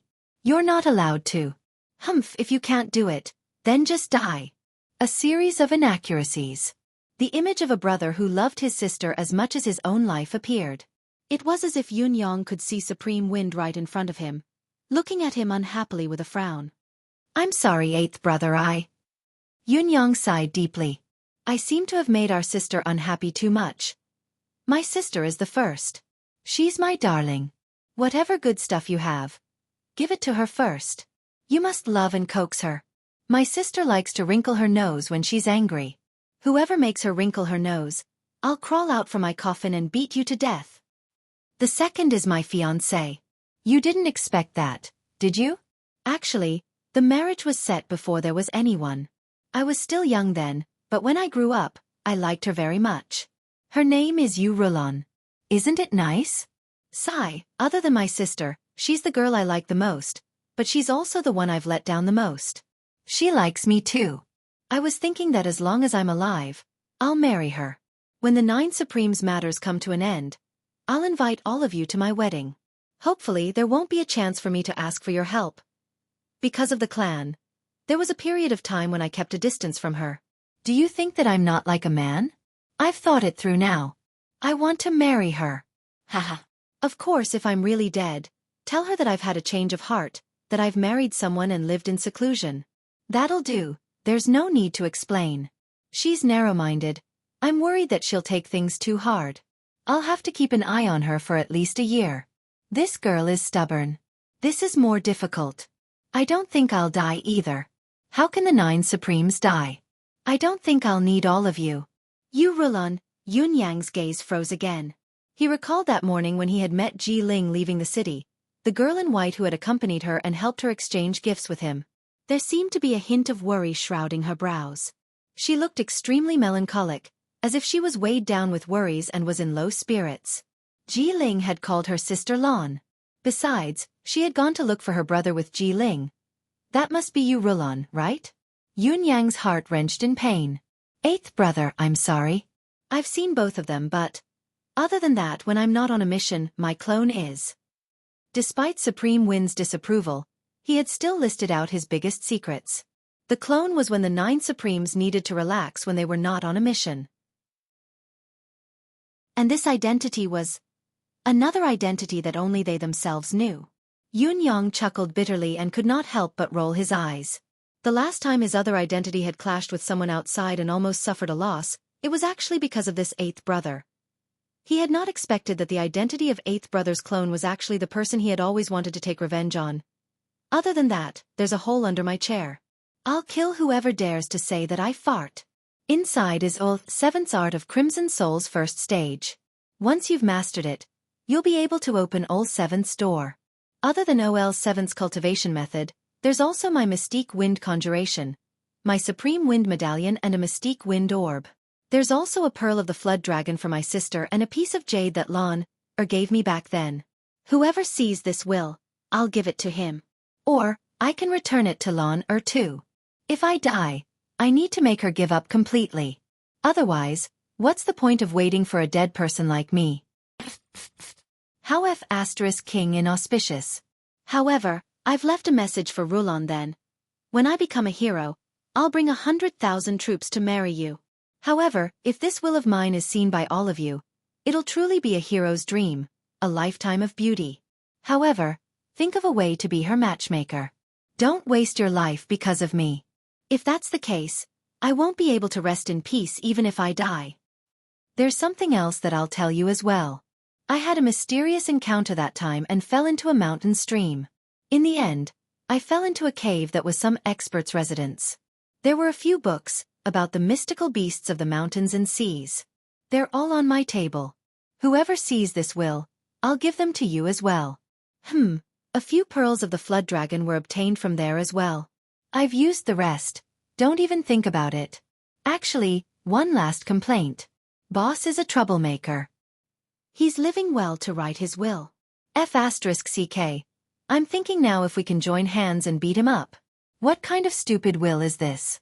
It's giving your father a headache. I almost cried. F***CK. Boss is a dumb bird. Then, there were a bunch of complaints. Finally, let me say something serious. How should I put it? We, the 9 Supremes, are considered heroes for protecting our country. If there's a day where we die in the battlefield, your father will feel quite honored to die fighting for our country. I'm a citizen of Yutong. I'll die happily for my country. If I die in the battlefield, don't seek revenge. There's no vengeance.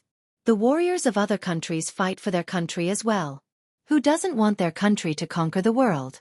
Also, boss is always preoccupied, always unhappy. Ul 2nd, Ul 3rd, and Ul 4th are carefree. The 3 of them are murderous. I'm not worried about them. However, 5th brother's matter has to be settled quickly. If I die, urge him, tell him that I said it. Your father hasn't been able to drink his wedding wine until I die. Don't let the other brothers miss it too. Ask him to do it quickly. F***CK. Such a good woman is waiting for him and he still has so many problems. That bastard is so unreasonable. Ul 6th is fine. Just that he has a lot of secrets. I feel that his family background isn't ordinary, a noble family, is it? Damn it, acting all high and mighty in front of your father every day. Ul 7th's murderous aura is too strong. Tell him that I said it. I hope 7th brother can be more open-minded before he dies. Ul 9th has too many thoughts. He's so young, but he's always thinking of conspiracies. Talk to him more when you're free. Don't let him be like a little old man every day. Even if you're free to beat him up, it's still better than that.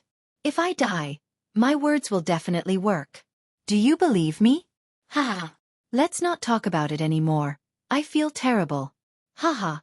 Supreme Wind was laughing in the will. However, Yun Yang's tears were falling as he read it. 8th brother, although you didn't say it out loud, in your heart, you're most worried about us brothers. Do you know that the other brothers are all gone as well? Yun Yang finished reading it. He was very reluctant to do so, repeating every word as if 8th brother was right in front of him, grinning cheekily. After a long while, Yun Yang stood in Supreme Wind's room, watching supreme winds will slowly turn into ashes in a ball of fire. Every stroke and stroke in the will was etched in his mind. Eighth brother, I'm going out. Cultivate the first stage of your mystique wind conjuration these 10 days. I can open your door, but to open seventh brother's door, I'll need to cultivate the first stage of Art of Crimson Soul. The wind and cloud are interconnected. The cultivation is fast, but it won't be so easy for me to cultivate Art of Crimson Soul. I'll come and see you then. Don't worry about our sister. I'll find her and take good care of her. I promise. As for Sister Lon, Yun Yang's face was filled with melancholy. You have Sister Lon on your side, looking for you in all sorts of ways. While fifth brother has Sister Yu, waiting for him in a daze. Eighth brother, fifth brother, what do you want me to do? How can I bear to hurt her cruelly according to your method? It was as if eighth brother Supreme Wind, who usually played around with life and scolded, was still sitting in front of him. Yun Yang kept pouring out his grievances. All of you have handed all these things to me now. But what about me, eighth brother?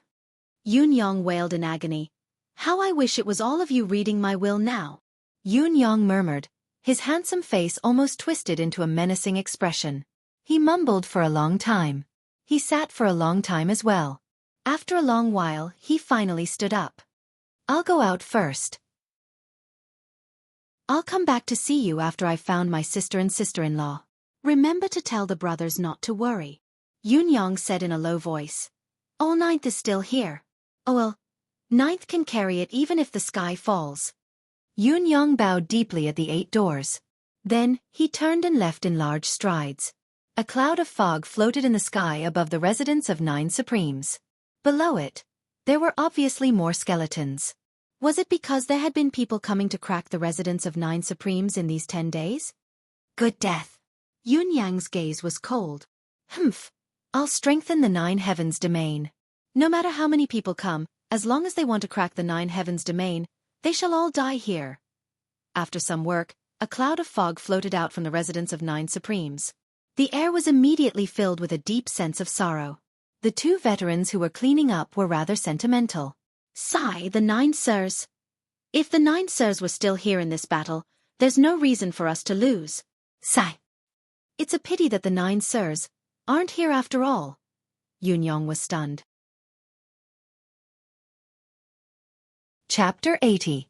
The plan Yun Yang had set for himself was to issue the 9 Heavens dictum to search for Ji Ling and fulfill 8th brother's wish. This was the first step. Then he would continue to hunt down the 4 Seasons Tower's men, ferret out the people in the palace and around the crown prince, as well as the so-called authoritative military general, and continue to follow the clues. This was the second reason. Yun Yang was also thinking about how he could intervene in this battle. However, he had never expected that he would lose this battle after only staying in the 9 Heavens domain for 10 days. Logically speaking, even if the scale of such a battle isn't huge, it's not something that can end in 10 days or half a month. Yun Yang was perplexed. So soon? Could something have gone wrong? As he moved forward, everyone he saw along the way wore grim expressions. Obviously, the dark cloud of defeat had shrouded the entire Tiantang city. Horns blared from all directions. The rhythmic clatter of the horses' hooves came from all directions as well as the intense drumming that filled Tiantang Square. Who's going out this time? Yun Yang changed his direction and headed towards the square. A cloud floated past leisurely. On the stage, old Marshal Qiu Jianhan and another white-haired old general stood tall like 2 gods of war, clad in armor and gleaming with a chilling light. A golden dragon sword and a tiger talisman were each held by the 2 old generals amidst the deafening drumming. They were given to a burly general who was almost 2 heads taller than an ordinary man. Marshal Tai, the responsibility of the Eastern defense is great. The Empire's safety is in your hands. Old Marshal Qiu Jianhan looked solemn. You must reclaim the Fortress of Resilience and chase Dongshuan's enemy out of the Empire's borders. On the other side, the burly man in martial attire spoke in a sonorous voice. This lowly general will not fail his mission. Dongshuan's army will not be able to return. The Fortress of Resilience will forever belong to Yutong. The marshal's flag unfurled. A huge Tai character fluttered in the wind amidst the crimson sky. The drumming continued. Tai Zhang lifted his head abruptly to look at old Marshal Qiu Jianhan. His gaze was intense when no one else could see it. The old marshal looked at his prized disciple with a solemn gaze. This lowly general understands. Tai Zhang stood up slowly and received the dragon sword and tiger talisman, raising it high. He did not speak, his cold gaze sweeping across the three armies as the sword in his right hand vibrated. Down below, the three armies suddenly burst into an uproar. Victory! Victory! Victory! Victory! Fight! Fight! Fight! The voices of 100,000 soldiers almost tore a hole in the sky. It was just an action without any words, but the soldiers of the three armies immediately went crazy. This was Tai Zheng's unique charm. It was also Tai Zheng's honor. The Empire's invincible marshal of Tai Zheng. Old Marshal Qiu Jianhan's favorite disciple. The seventh Tianxian. Tai. Unyielding and unyielding is the soul of a soldier. Tai Zheng's subordinates were all proud soldiers and valiant generals. They had always been the empire of Yutong's military prowess. Tai Zhang had fought in the north and south with countless merits. He had never lost a battle and never failed to conquer it. It was almost to the point where he could not be rewarded for his meritorious service. It was old Marshal Qiu Jianhan and old General Leng Daoyin who had suppressed him, forcing him to keep a low profile. That was why he had not gone to war in recent years. Now, it was finally time for this ever-victorious army to move out. Like a lion that had been locked in a cage, it had now stepped out of its cage and was shaking its feathers. Its gaze was already looking far away, its fangs were slowly bared. Although it had yet to move, the color of blood had already filled the entire grassland. Below, every officer under Tai Zheng's command was dressed properly, standing straight like a pine tree. Their eyes were looking at their marshal who was on the podium with fervent passion. From the generals to the soldiers, everyone's eyes were burning with passion the moment their marshal received the tiger talisman. They were bloodthirsty and frenzied. To them, the battlefield was to gain merit. Enemy? In this world, there is no enemy that can stop us. This was the faith and confidence that belonged to the proud soldiers and valiant generals. Tai Zheng's muscular frame faced the entire army, his tiger-like gaze sweeping across them without a word. The armies suddenly went silent. At this moment, the entire field was so silent that one could hear a pin drop. Everyone knew that Tai Zhang was about to speak. Tai Zhang stood there without saying a word. Under the gaze of His Majesty and the two old marshals from afar, he suddenly howled into the sky. His voice was fierce, piercing through the air. The murderous intent in his voice almost froze the entire space. Let me tell all of you. The enemy we're about to face this time is the continent's god of war, the empire of Dongxuan's first marshal, the first in the ranking of the famous generals, Han Sanhe. Are you all afraid? Not at all. 100,000 soldiers roared in unison. Let me tell all of you, we're about to face the empire of Dongxuan's invincible steel cavalry, Dongxuan's shadow cavalry. Are you all afraid? Not at all. Let me tell all of you, some of you will die in this war. Tai Zheng's voice was hoarse. Are you all afraid? Not at all. The soldiers below were equally hoarse. Tell me, who are we? Yutong's steel cavalry.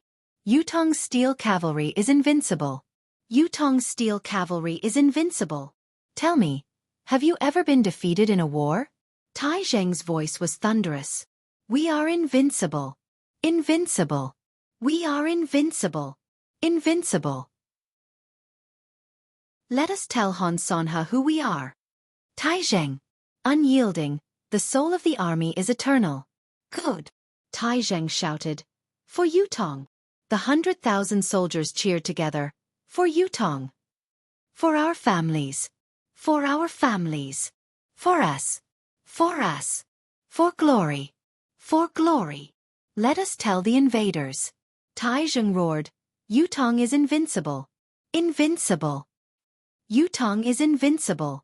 Invincible. Like a thunderclap, everyone felt the thrill that reached their souls. Every strand of their hair seemed to be standing on end from the agitation. Yutong's warriors are still here. Tai Zheng shouted with his arms raised. Unyielding, loyal souls forged the fortress. The three armies roared in unison. Tai Zheng leaped up and mounted his warhorse, waving his sword as he roared. Depart! Roar! Drumbeats thundered as the 100,000 soldiers began to move in unison. The front line moved with a rumble while those at the back, brimming with murderous intent, did not budge. Only when it was their turn did they finally gallop out. They couldn't wait any longer. They were so swift. Clouds of smoke billowed into the sky as the hooves of the 100,000 soldiers were in perfect unison. The army was like a dragon, whipping away. It had only been an hour, but the 100,000 soldiers had already left the city, galloping en masse. Watching Tai Zhang reorganize the army is indeed a pleasure. Old General Leng Daoyin watched the retreating army and smiled while stroking his beard. With just a few words, a bunch of proud soldiers and valiant generals were stirred up by his murderous intent. Old Qiu, this disciple of yours is not bad. Qiu Jianhan sighed softly, his gaze worried. Tai Zhang is a great general, but the enemy he's facing this time is not weak at all. Han Sanhe. He's the nemesis of both of us. Old Leng, you can't be unaware of Han Sanhe's prowess. Leng Daoyin sighed as well and murmured, Han Sanhe? Back then we, the saber and sword duo, were almost beaten into a pair of saber and sword bears by him. Qiu Jianhan sucked in a deep breath. If Tai Zhang can't hold the fort, Yutong will be in real danger this time. Once Tai Zheng's troops are defeated, only the two of us will be able to hold the fort. I guess we can't hold the fort and can only move the capital away. Leng Daoyin was silent. After a long while, he said, What did you tell this disciple of yours before he departed? Qiu Jianhan did not speak for a long time. Finally, he closed his eyes and enunciated each word clearly. If we're locked up, we'll live. If we're locked up, we'll die. Leng Daoyin shuddered. Did Tai Zheng have any other requests? Leng Daoyin asked. Tai Zheng only asked me if the 9 Supremes were still around. A bitter smile hung on Qiu Jianhan's face. Leng Daoyin's expression changed. Tai Zheng doesn't have the confidence to win this battle. He doesn't have the confidence to win. This is bad. Leng Daoyin's hand shook, pulling a few strands of his white beard. Facing Han Sanhe, who would dare say they would win? Qiu Jianhan sighed. Tai Zheng's departure. Leng Daoyin looked at the rising dust in the distance. What else did he say? Qiu Jianhan's expression was forlorn. He asked me one more question. Why did we let the 9 Supremes disappear just like that? This fellow's resentment towards this matter isn't small. When the matter of the 9 Supremes came out, Tai Zhang brought his guards and almost surrounded the palace. He wanted an explanation. Leng Daoyin chuckled. This child has a good temper. Qiu Jianhan chuckled bitterly. 2 of the 5 most elite cavalries in the entire Tianxian continent, the Shadow Cavalry and the Steel Cavalry, are finally going to fight head-on. Leng Daoyin murmured. Outside the city, the army was on its way.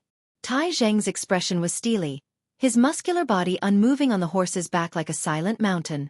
Throughout his military life, he had gone into battle many times, but this was the first time he had no confidence or confidence at all.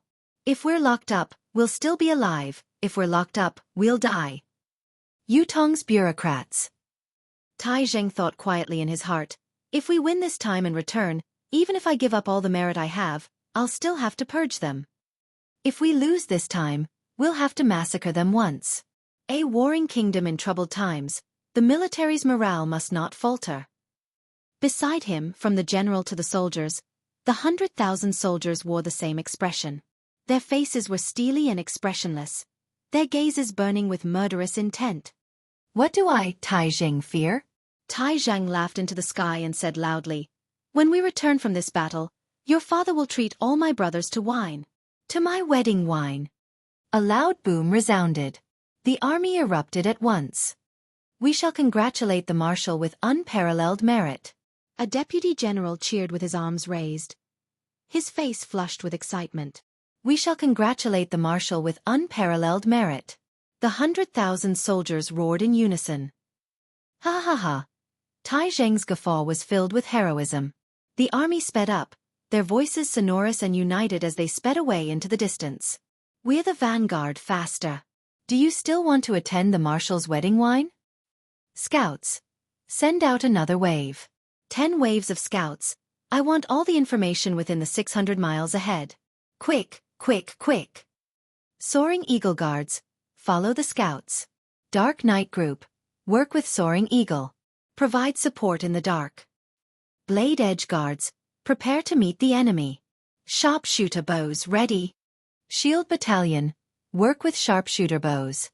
Everyone, pay close attention to the supply camp, be ready to provide support at any time. Orders were issued one after another, using the unique communication method of Tai Zheng's subordinates, passing through the entire army at all times. Yun Yang watched as Tai Zheng's army departed. The cloud was still hovering even when they reached the city gate. He knew the brutality and danger of this battle. Tai Zheng was formidable, but his enemy was Han Sanhe, the continent's god of war. Tai Zheng might not be able to hold out for too long. Yun Yang felt a sense of urgency. Can I still make it in time? Hold on. Tai Zheng. Chapter 81. Yun Yang returned to the residence of Yun. Faced with Feng Mafei and Lao Mei's confusion, he did not bother to explain and went straight into the secret chamber. Emmy, I need to break through to the third peak in the shortest time possible. Mystique Wind Conjuration also needs to break through to the fourth stage. Ayaya. With Dongxuan's army pressing on the border and Yutong's survival on the line, Yun Yang finally decided to temporarily put aside his grudges and personal matters to focus on his cultivation. What Yun Yang wanted to cultivate now was Supreme Wind's Mystique Wind Conjuration. There was also 7th Brother Supreme Blood's Art of Crimson Fiend. He only needed to cultivate the first stage and go to the residence of 9 Supremes to open 7th Brother Supreme Blood's room to retrieve 6th Brother's Thunder Crash Conjuration.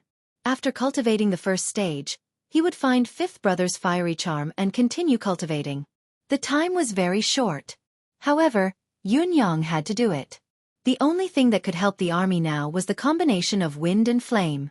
It would be best if Thunder Crash Conjuration could be cultivated to the 3rd or 4th stage.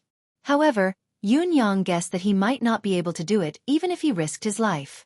There was not enough time to cultivate the 3rd or 4th stage of Fiery Charm. However, Yun Yang had to do it even if he had to risk his life. Brothers, you have protected this country for so long. You must not lose the honor of the 9 Supremes in my hands. 5th Brother Fire. How nice would it be if you were my 7th or 8th brother? I can only get 7th Brother's key when I open 8th Brother's.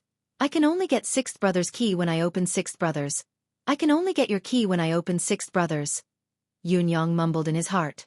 If Supreme Flame was still here, Yun Yang would definitely not be able to escape this beating. This child actually wants to demote me?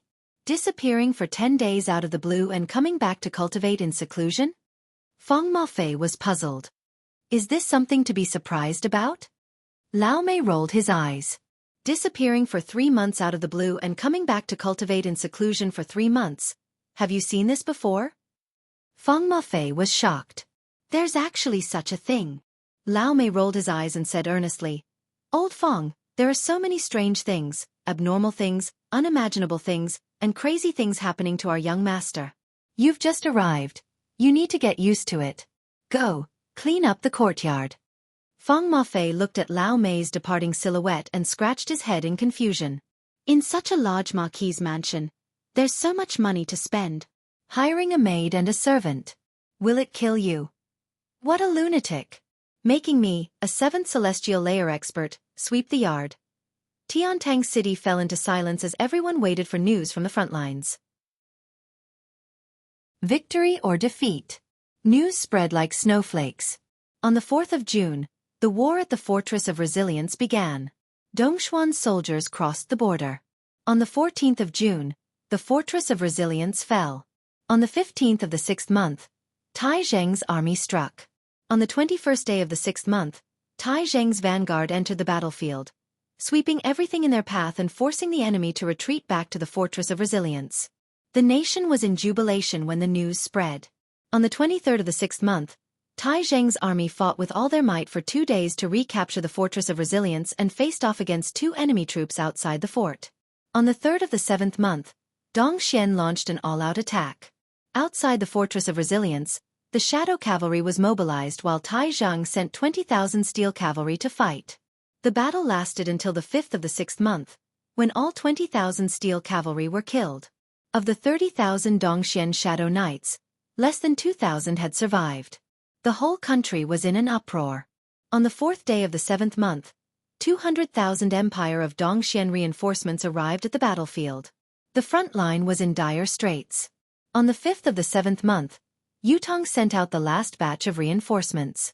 For the time being, this was the last batch of troops that could support the battlefield. They would not be able to do so for at least 2 months. The nation was silent. A sense of sorrow and despair began to spread throughout Yutong's borders. Little Nan Nan carried Big Whitey and opened the door of her house. Her curious and pure gaze looked at the uncles in front of her. All of them were so clean and nimble today. What were they doing? Wana walked out of her room in shock. Brother Li, Brother Lu, Brother Fong, Brother Meng. What's going on? Come, tell your sister-in-law. A middle-aged man with 3 scars on his face and a blind eye wore an honest smile. We are going to enlist in the military. Enlist in the military? Warner asked in surprise. Didn't all of you retire due to your injuries? Looking at these people, who were either blind or had lost an arm, they were actually wearing their old military uniforms again. A faint valiant aura exuded from these people once again. Retire due to injuries. We've only injured our eyes and lost our arms. We still have our legs. At the very least, we still have a hand. Brother Li smiled honestly. Now that the country is in danger and it's a matter of life and death, we have to go to the battlefield if we can still fight.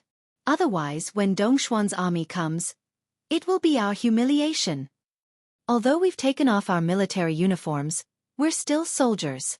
Since we're Yutong soldiers, of course, we have to fight for this country. So many families of our fallen brothers are in this country. Our lives were exchanged for by our fallen brothers. Now that the front line is in danger, we have to go. We have to return what we owe to our brothers. Don't call us cowards when we meet underground one day. Heh. We're here to bid farewell to sister-in-law. To inform you that the possibility of us coming back is extremely slim. If sister-in-law needs any help, look for old cripple and the rest in the future. They're crippled and can't run, so they won't be going this time.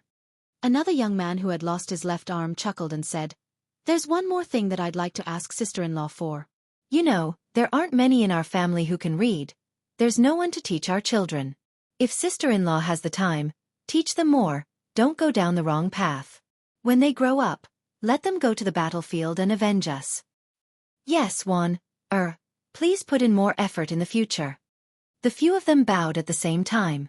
A veteran blinked with his remaining eye and smiled honestly. I haven't done much in the few years I've been back, but I've given birth to a few children. Our generation is gone, but when the children grow up, my family can have at least 3 children. 2 each, and I've managed to get my share. Nonsense, why don't you hope that the children can make contributions and become generals? A veteran beside him slapped his head. I'm afraid they don't have this fate. The veteran chuckled. Wana looked at these people and felt her eyes burning. I'll send you off. Eat at home tonight. I'll go buy some wine. No. The few of them smiled honestly. Tonight, we'll eat at our own homes. We'll leave early tomorrow morning. Tonight, we still have to talk to the wives and children. As he spoke, he handed over a bundle. You orphans and widows, your lives are harder than ours. This is a few taels of silver that we've pooled together. When we're not here anymore, use this to buy some floral cloth for darling, make some clothes, eat some good food, and find a good husband. Hee. Amidst the simple and honest laughter, the dozen of them turned and left. Wana looked at the backs of these veterans, her vision blurred by tears. You'll definitely come back safely. She had once resented the army for taking her husband away and never coming back. But now, looking at these veterans, she suddenly understood something. Perhaps, in the hearts of these hot-blooded men, there was no such thing as hegemony in the world. But to protect their homes, to protect their country, to protect everything they cared about, they were duty-bound. Just as they said, the families of so many brothers who died in the war are still alive in this country. Our lives were originally exchanged with the lives of our brothers who died in the war. This time, we'll return it to them. We'll return it to them, lest we meet underground one day and they call us cowards. Hee. Warner's tears flowed uncontrollably as she thought of this. Darling opened her bright eyes. Mother, what are the uncles going to do? Will they ignore Darling in the future? No, they won't. Warner's tears flowed like a fountain. The uncles will protect you forever. Chen San stood in front of the residence of Yoon in his military uniform. Lao Mei opened the door. Sir Butler, is the young master in? Lao Mei shook his head. No. Chen San's expression was one of regret as he smiled sheepishly and said, I wanted to bid farewell to the young master in person.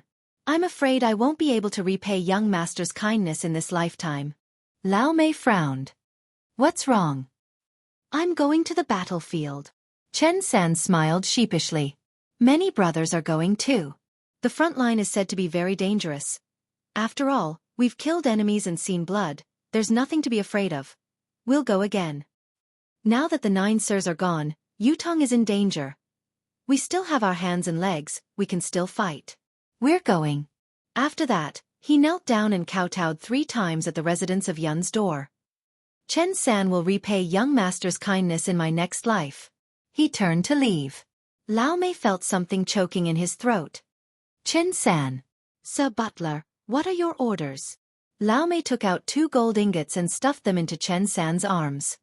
Take this back to your wife. Don't reject it, it means you're looking down on young master. Do your best. Chen San, come back alive. The entire Tiantang city, the entire empire of Yutong, was filled with such scenes. Dawn of the 2nd day. The remaining soldiers walked out from the alleys and from the dilapidated houses, quietly and neatly lining up on the streets. Before the sun had risen, almost all of them had assembled. With a soft command, as if he was afraid of waking up his wife and child who were still sleeping, he quietly began to walk towards the city gate. Some of them were missing their left hand, some of them were missing their right hand. Their gait looked odd, as if they were not neat at all. However, just looking at their legs, the frequency of their gait was exactly the same. They held the weapons that they had used to fight on the battlefield, their faces solemn as they walked out in a relaxed manner. There were already many people gathered outside the city gate. Countless veterans with broken legs were left out of this operation, but they did not sleep for the entire night. They had come out of the city early to send their brothers off. This was a crippled army. No one was not injured, no one was not crippled. Many of the crippled generals wore shiny armor and rode on their horses, watching their brothers gather from all directions like rivers flowing into the sea. Slowly, the number of people increased. Let's send off our brothers. Jars of wine were placed on the ground. Countless veterans with broken legs straightened their upper bodies at the same time. All the remaining soldiers bowed to the ground at the same time. Brothers, please take care of the family. There was no departure ceremony, no gongs and drums to send them off. Brothers, depart. Someone called out hoarsely. A huge flag unfurled with a flapping sound. Battle in the mountains in my dreams. Even with my broken body, I can repay the nation's kindness. The army departed in silence. There were tens of thousands of them. Their steps were firm. Not a single one of them turned back. Don't turn back. If we can come back alive from this war, we can look at it however we want. If we can't, we'll feel even worse when we turn back. The morning breeze whistled through Tiantang City. They went further and further away. It was only then that the silhouettes of countless women and children dared to show themselves. They had been here, covering their mouths as they watched their children, their men, go to war once again. Tears streamed down their cheeks soundlessly. This chaotic era, these days of war, when would it end? Suddenly, the sound of galloping hooves could be heard. 2 swift horses charged out of the city gate like lightning. On the horses were 2 old generals, Yutong's 2 gods of war, Qiu Jianhan and Leng Daoyin. Looking at the departing army, the 2 old generals stood for a long time with hot tears in their eyes. They are all heroes. It's just that we have mistreated our heroes. Chapter 82. Tiantang City seemed to be emptier than before. It seemed to have lost its former prosperity as well. Even the chatter in the restaurants had lessened. Everyone was living in silence, quietly paying attention to the news from the front lines. But, in a certain dark place, the gangsters who had wreaked havoc in the villages were dying in batches for some unknown reason. Many of them seemed to have been killed by mystical beasts, but there were also many who had died by swords and sabers. The military spies had almost all been released by the old marshal. Previously, the old marshal's high status and authority had not been noticed, but this time around, he had hardened his heart. Anyone who bullies the families of the deployed generals, those who bullies the families of the fallen generals, those who bullies the families of the disabled generals, kill without mercy. When the old marshal had issued this order, his eyes had been bloodshot. At the same time, His Majesty's secret guards and old General Lung Dawin's trusted subordinates were also doing the same. Yutong's punishment had also been reformulated to target this aspect. Severe punishment. Therefore, the empire of Yutong's gangsters were in deep trouble. If they went out to collect some protection fees, their heads might just fly away. This was going to be an extremely brutal tug of war. As for Han Sanhe's Dongxian Shadow Cavalry, they had always prided themselves as the strongest troop in the world.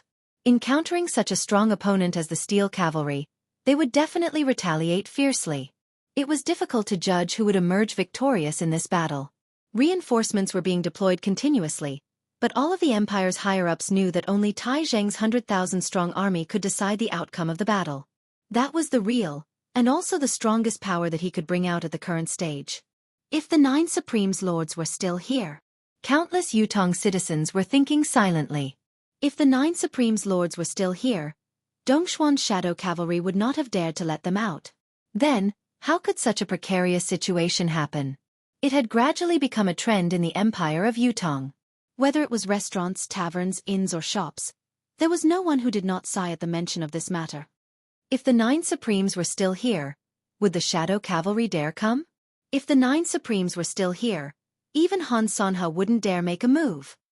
If the 9 Supremes were still here, that would be great. The Fortress of Resilience seems to be not far from Tianxian Cliff where the 9 Sirs perished. Someone looked despondent. I really want to pay my respects to the 9 Sirs. What do you mean not far? Are you confused? Tianxian Cliff is behind the Fortress of Resilience, in our country. The 9 lords were killed in the country. How is that possible? Sigh. On the 15th of July. Dongxuan's 200,000 troops fall into formation and wage the final battle against my General Tai Zheng. The battle is currently at a stalemate. Both sides have close to 500,000 soldiers fighting within 3,000 miles of the Fortress of Resilience. There's no clear victor. But our army suffered heavy casualties. The news from the front lines flew in like pieces of paper. The mood of Yutong's people grew heavier as well. Everyone's heart was in their throats. The war continued to drag on. It was the 45th day of Tai Zheng's army's expedition. Yun Yang walked out of his closed-door cultivation. Now, the front line was close to collapse. After Yun Yang came out, he headed east alone without a second word. A gust of wind rose in the sky. A white cloud soared into the sky, and under the urging of the rapid wind, it slowly flew away. The wind in Tiantang City grew stronger. Swoosh, swoosh, swoosh. The old marshal looked up at Tiantang Square, at the Tiantang dragon flag that fluttered in the wind. He did not speak for a long time. This feeling was so familiar. Once upon a time when the wind blew, the clouds surged. When the clouds surged, the thunder rumbled.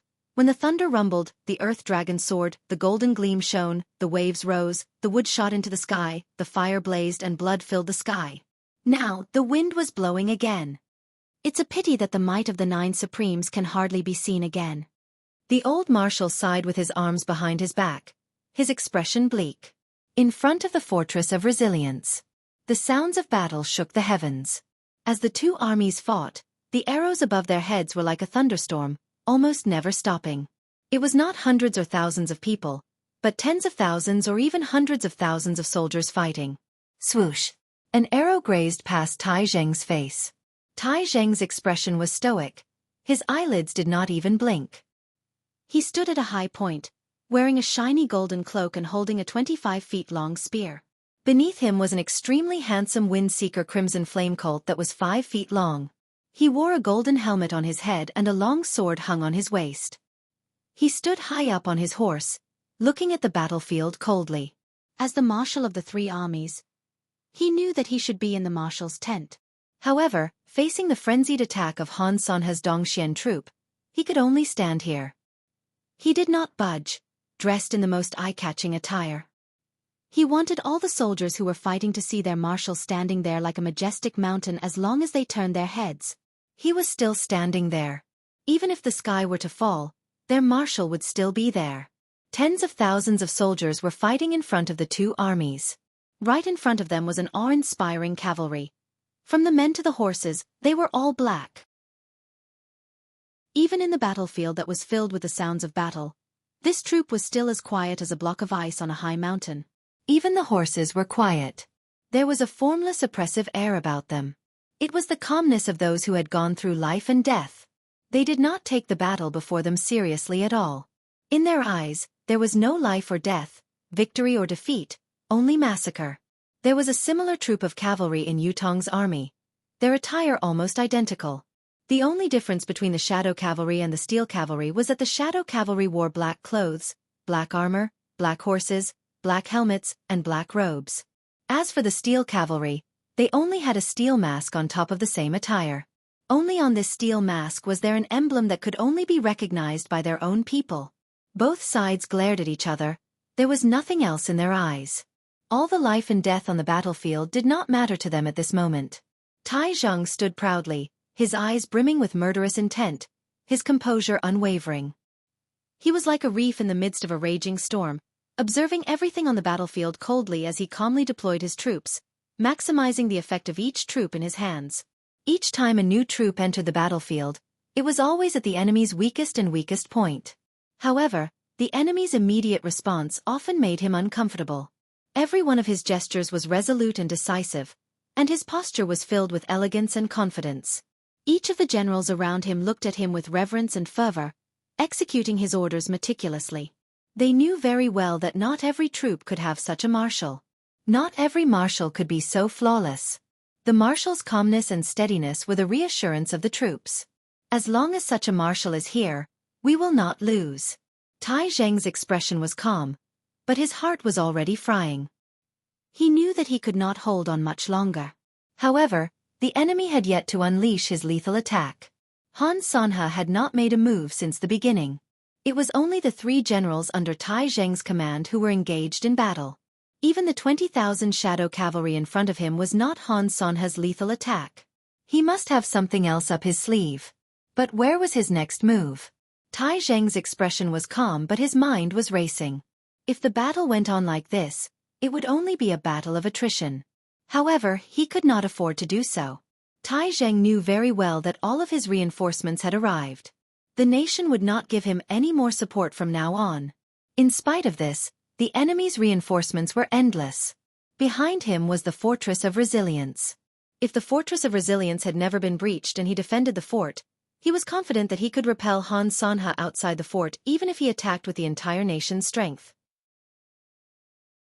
At the very least, he could perish together with the enemy. However, the enemy had breached the Fortress of Resilience and destroyed it completely. When he led his army over, the enemy had retreated out of the Fortress of Resilience immediately. Under such circumstances, Tai Zhang would never dare defend the Fortress of Resilience even if he was filled with courage. He could only confront the enemy on a field outside the Fortress of Resilience. Who knew what malicious setup the enemy had made after breaching the Fortress of Resilience? Even if there was no setup, the walls of the Fortress of Resilience had collapsed. How could he even defend the fort? The enemy had come to attack, but he had forced himself into the same situation as the enemy. There were 30,000 steel cavalry behind Tai Zheng. From the beginning to the end, no matter how dangerous the situation was, he had not mobilized these 30,000 steel cavalry. They would eat the best food and stay the best accommodation. If the battle were to deteriorate, these 30,000 steel cavalry would be his last trump card. Woo woo! The dull sound of a horn rang in the enemy's camp. A black torrent slowly moved, from slow to fast, gradually forming a sharp whistling sound. The uniform galloping was like a bell ringing one's soul. The moment the enemy's horn rang, Tai Zhang waved his hand without hesitation. The war drums sounded at the same time. 5,000 steel cavalry moved in unison behind the military formation. On the battlefield, both troops were like raging black dragons, galloping silently towards each other. Not a single person from the 2 armies let out a hoarse roar like that. Not even a grunt could be heard. They charged forward in silence, their eyes filled with a frenzied will to fight and a reckless murderous intent. The 2 troops of cavalry that were like raging dragons collided with a loud bang amidst the silence. At that moment, Tai Zhang, who was on one side, and Dongxuan's general who was watching the battle from a high vantage point narrowed their eyes. Waves of blood rose into the air. Elite against elite. The shadow cavalry was expressionless, ignoring their comrades who fell off their steeds one after another. They held their weapons in their hands, attacking and charging forward in a frenzy. Every member of the steel cavalry wore an iron mask and remained silent as well. This was a battlefield. Everything was decided by weapons. Life and death were the deciding factor. Swoosh, swoosh. The leader of Yutong's steel cavalry was Wu Jundao, the assistant commander of the steel cavalry. The steel spear in his hand shot out like raindrops, glimmering like stars as black silhouettes were picked up and dropped. His warhorse did not stop for a moment as he led his subordinates, charging into the enemy's base like a sharp knife. The enemy followed the same strategy, charging straight into the steel cavalry's camp. Other than the sound of weapons clashing, everything was silent. Both sides were advancing. Both sides were dying. Bang! Chapter 83. All the soldiers who had fallen off their horses were turned into minced meat in an instant. Streaks of blood splashed and splattered. Watching from afar, one could see that after the two cavalries collided, the arms of the cavalries were detached from their bodies and flew into the air. Heads kept spinning in the air like frogs jumping out of the water before falling to the ground. There were constantly flying bodies that flew up, splattered with blood, and then fell to the ground. Wu Jundao charged forward with all his might. Suddenly, he felt his body relax. The pressure was gone. His eyes were wide open as he charged out of the enemy's cavalry formation. Behind him, the steel cavalry that was still organized charged out at the same time. Wu Jundao raised his spear diagonally. His warhorse galloped and made a circle, aiming at the enemy's cavalry formation again. Without a word, he charged forward once more. Life and death depended on this moment. Victory or defeat depended on this moment as well.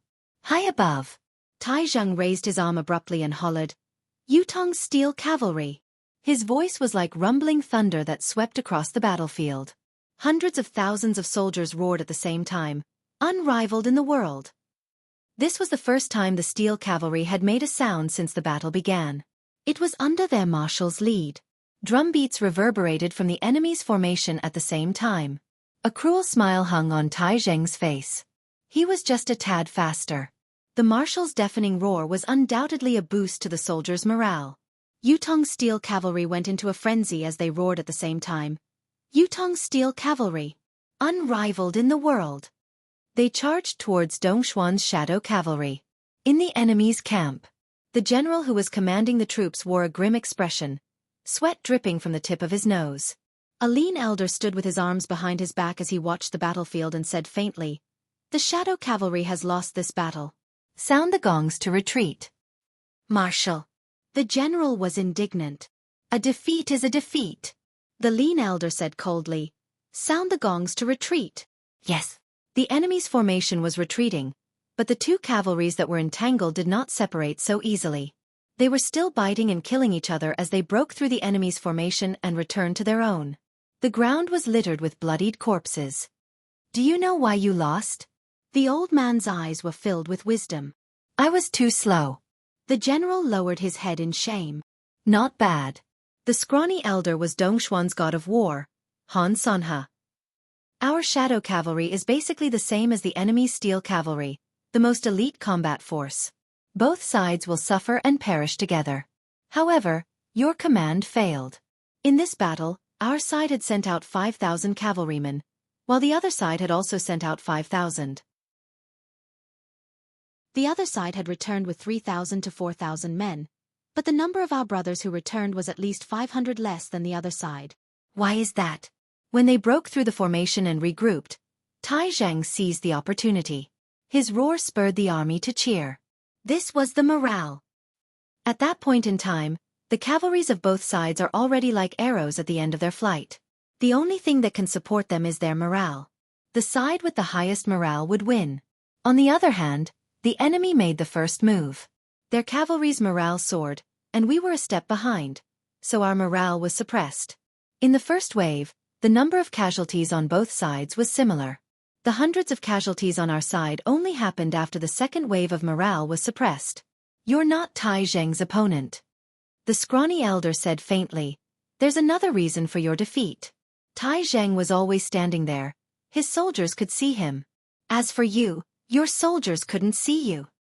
The general is the soldier's courage.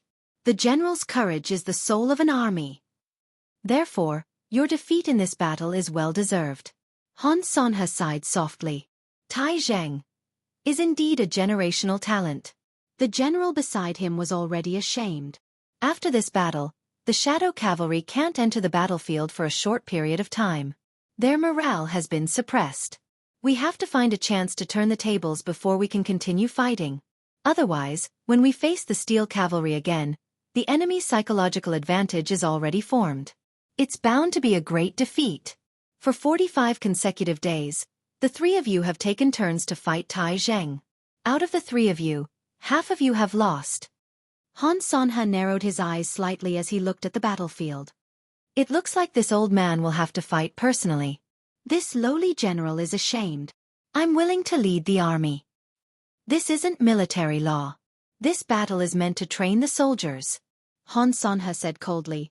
The three of you have been fighting openly and covertly within the nation, fighting for the title of the top general of the younger generation. This battle is to let you see how far you're from being a famed general. I hope you remember the countless heroic souls that have died because of your mistakes in this battle. Han Sanhe looked at the general and the other two generals who were standing straight as he said word by word. This time, we're using human lives to train the soldiers for you. I want you to remember that in front of a true famed general, you're not even worth a fart. If you don't improve, it's only a matter of time before you die on this battlefield. Han Sanhe's voice was cold. The three generals were flushed, lowering their heads as if they were about to crawl into a hole in the ground. This is what it means to build a general's success on the bones of thousands. Han Sanhe went up to the podium with a grim expression. A huge flag suddenly flew up in the wind from Dongxuan's camp. It fluttered wildly in the air. Han! The entire Dongxian army, hundreds of thousands of men, howled loudly. The soldiers cheered in unison, their voices shaking the air. On the other side, Tai Zheng's expression froze. Han Sanhe was finally going to fight personally. He had raised the flag specifically to tell him that he had already seen him as an opponent who could threaten him. I will fight with all my might. This was Han Sanhe's respect for his opponent. However, this respect made Tai Zheng's heart skip a beat. He would rather Han Sanhe underestimate him and look down on him than face him in such a serious manner. The pressure was immense. Orders came continuously from the enemy's camp. The battle on the battlefield was forcefully stopped by the enemy as all the combatants returned to their ranks. The flags fluttered, blanketing the sky and earth. The wind howled as the flags fluttered like dragons within 100 miles. Han Sanhe had only reorganized his troops, but the entire Dongxian army took on a different atmosphere at once. Whether it was their aura, their will to fight, or their murderous intent, they seemed to have been elevated by several levels at once. This was the invincible confidence that an unparalleled general of his generation had brought to his troops. The soldiers' instinctive fear of the battlefield was completely erased from their hearts when Han Sanhe personally commanded them. Tai Zheng sucked in a deep breath in the face of the overwhelming aura and gave the order at the same time. The entire army retreated to defend.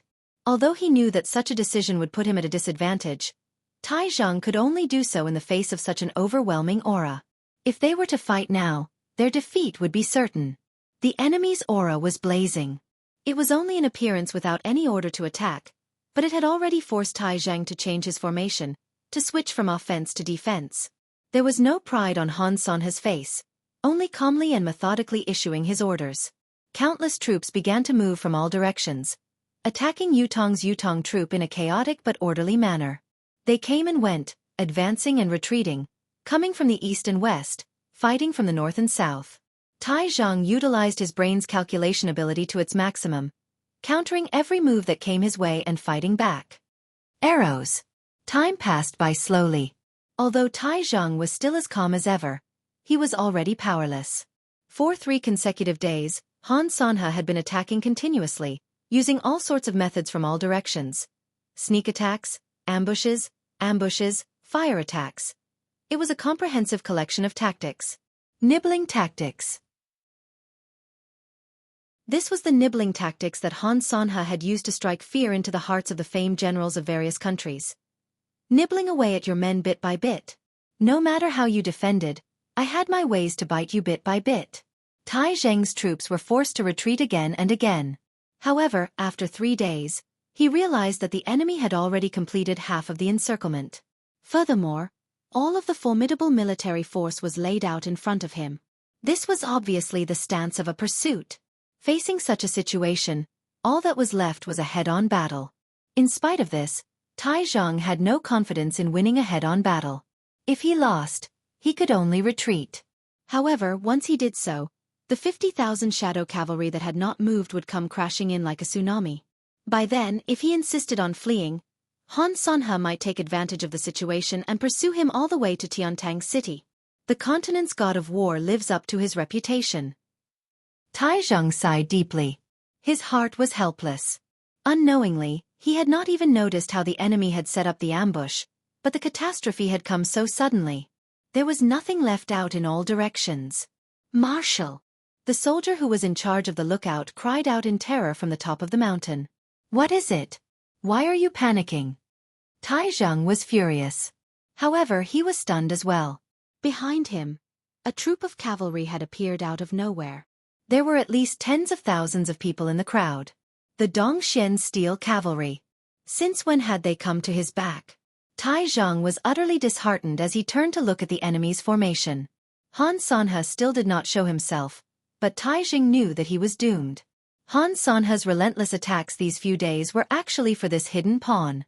Tens of thousands of cavalrymen were cutting off his retreat.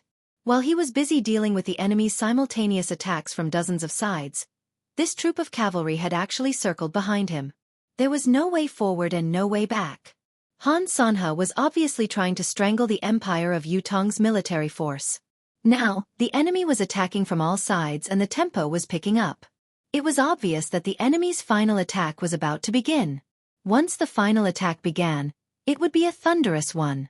Tai Zheng was trying his best to think of a way to escape this fate of certain defeat and death. If he were to be defeated, the empire of Yutong's eastern border would fall completely. However, even as he thought about it, his temples throbbing, he could not think of any countermeasure. Han Sanhe's attacks were dense and omnipresent. It was impossible to defend against them. Marshal! The guard who was on the lookout suddenly cried out in delight. Marshal, Dongxuan's troop is suddenly in chaos in the southwest. There seems to be a battle. Tai Zheng was stunned. Southwest. He had always wanted to break out from that direction and defend the mountain there, but Dongxian had obviously seen this as well. The defense of the southwest was like an iron bucket. How could there be a battle there?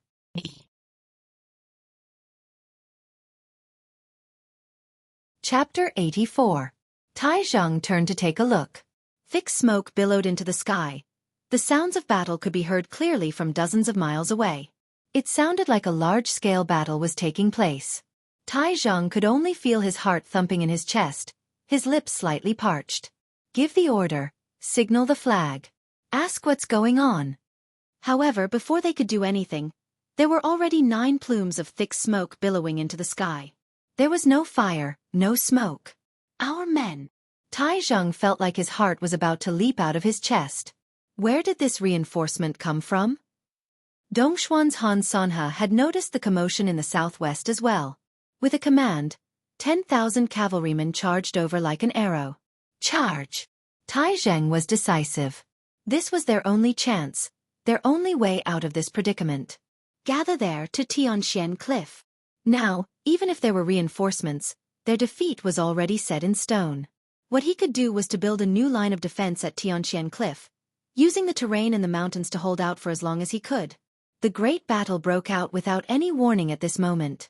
Tai Zheng took the field personally, leading the entire army to break through the encirclement towards the southwest. Han Sanhe had not thought of this beforehand, and Tai Zheng had never expected to attack this direction either. Both sides were beyond their expectations. The brutality of this battle was even more beyond imagination. Yutong's Steel Cavalry. Tai Zheng roared and took the lead. The 30,000 steel cavalry that Tai Zheng had not used since the beginning moved together. They turned into a giant hammer and smashed over. Dongxuan's 50,000 shadow cavalry moved at the same time. The 30,000 shadow cavalry behind Yutong's army to cut off their retreat reacted a beat too late, only beginning to charge. Before this, No one had thought that there would be a loophole in the most unlikely place. Yutong's 200,000 men broke through the siege. Dongxian gathered their superior military strength to stop them. Han Sanhe was stationed in the center of the troop, deploying his troops and issuing orders continuously. Tai Zhang, on the other hand, was charging towards them with bloodshot eyes, not changing his direction. Both sides had a clear goal. If these 200,000 men retreated to the west of Tianshan Cliff without any casualties, the Empire of Yutong could still retain its strength and fight. However, if they could keep these 200,000 soldiers here, the Empire of Yutong would suffer a great loss. Han Sanhe had plotted this for so long. How could he let Tai Zhang escape? Tai Zhang took the lead, crushing all who stood in his way. His 25-feet-long spear turned into countless shadows that exploded in the air. Everywhere he passed, there was absolutely no one who could withstand a single blow. His horse had already turned into a whirlwind as he led the 30,000 cavalrymen forward with an irresistible force. It was a stance of fighting for their lives. On the other side, some unknown troop was also rushing over with all their might to assist Tai Zhang in breaking out of the siege. The desperation on the other side was even greater than that on this side. The frenzied charge of Yutong's army brought the entire battle to its climax in an instant. Tai Zhang charged forward in a frenzy. Charge! Kill them all! This was their only chance. Where did this troop come from? Han Sanhe's clear face was filled with doubt as well. He knew the Empire of Yutong's troop movements like the back of his hand. There was no longer any support for Tai Zhang. How could such a troop appear out of nowhere? Tai Zhang sprinted for dozens of miles and was finally close to the battlefield in front of him. However, the moment he saw the battlefield before him, his heart skipped a beat.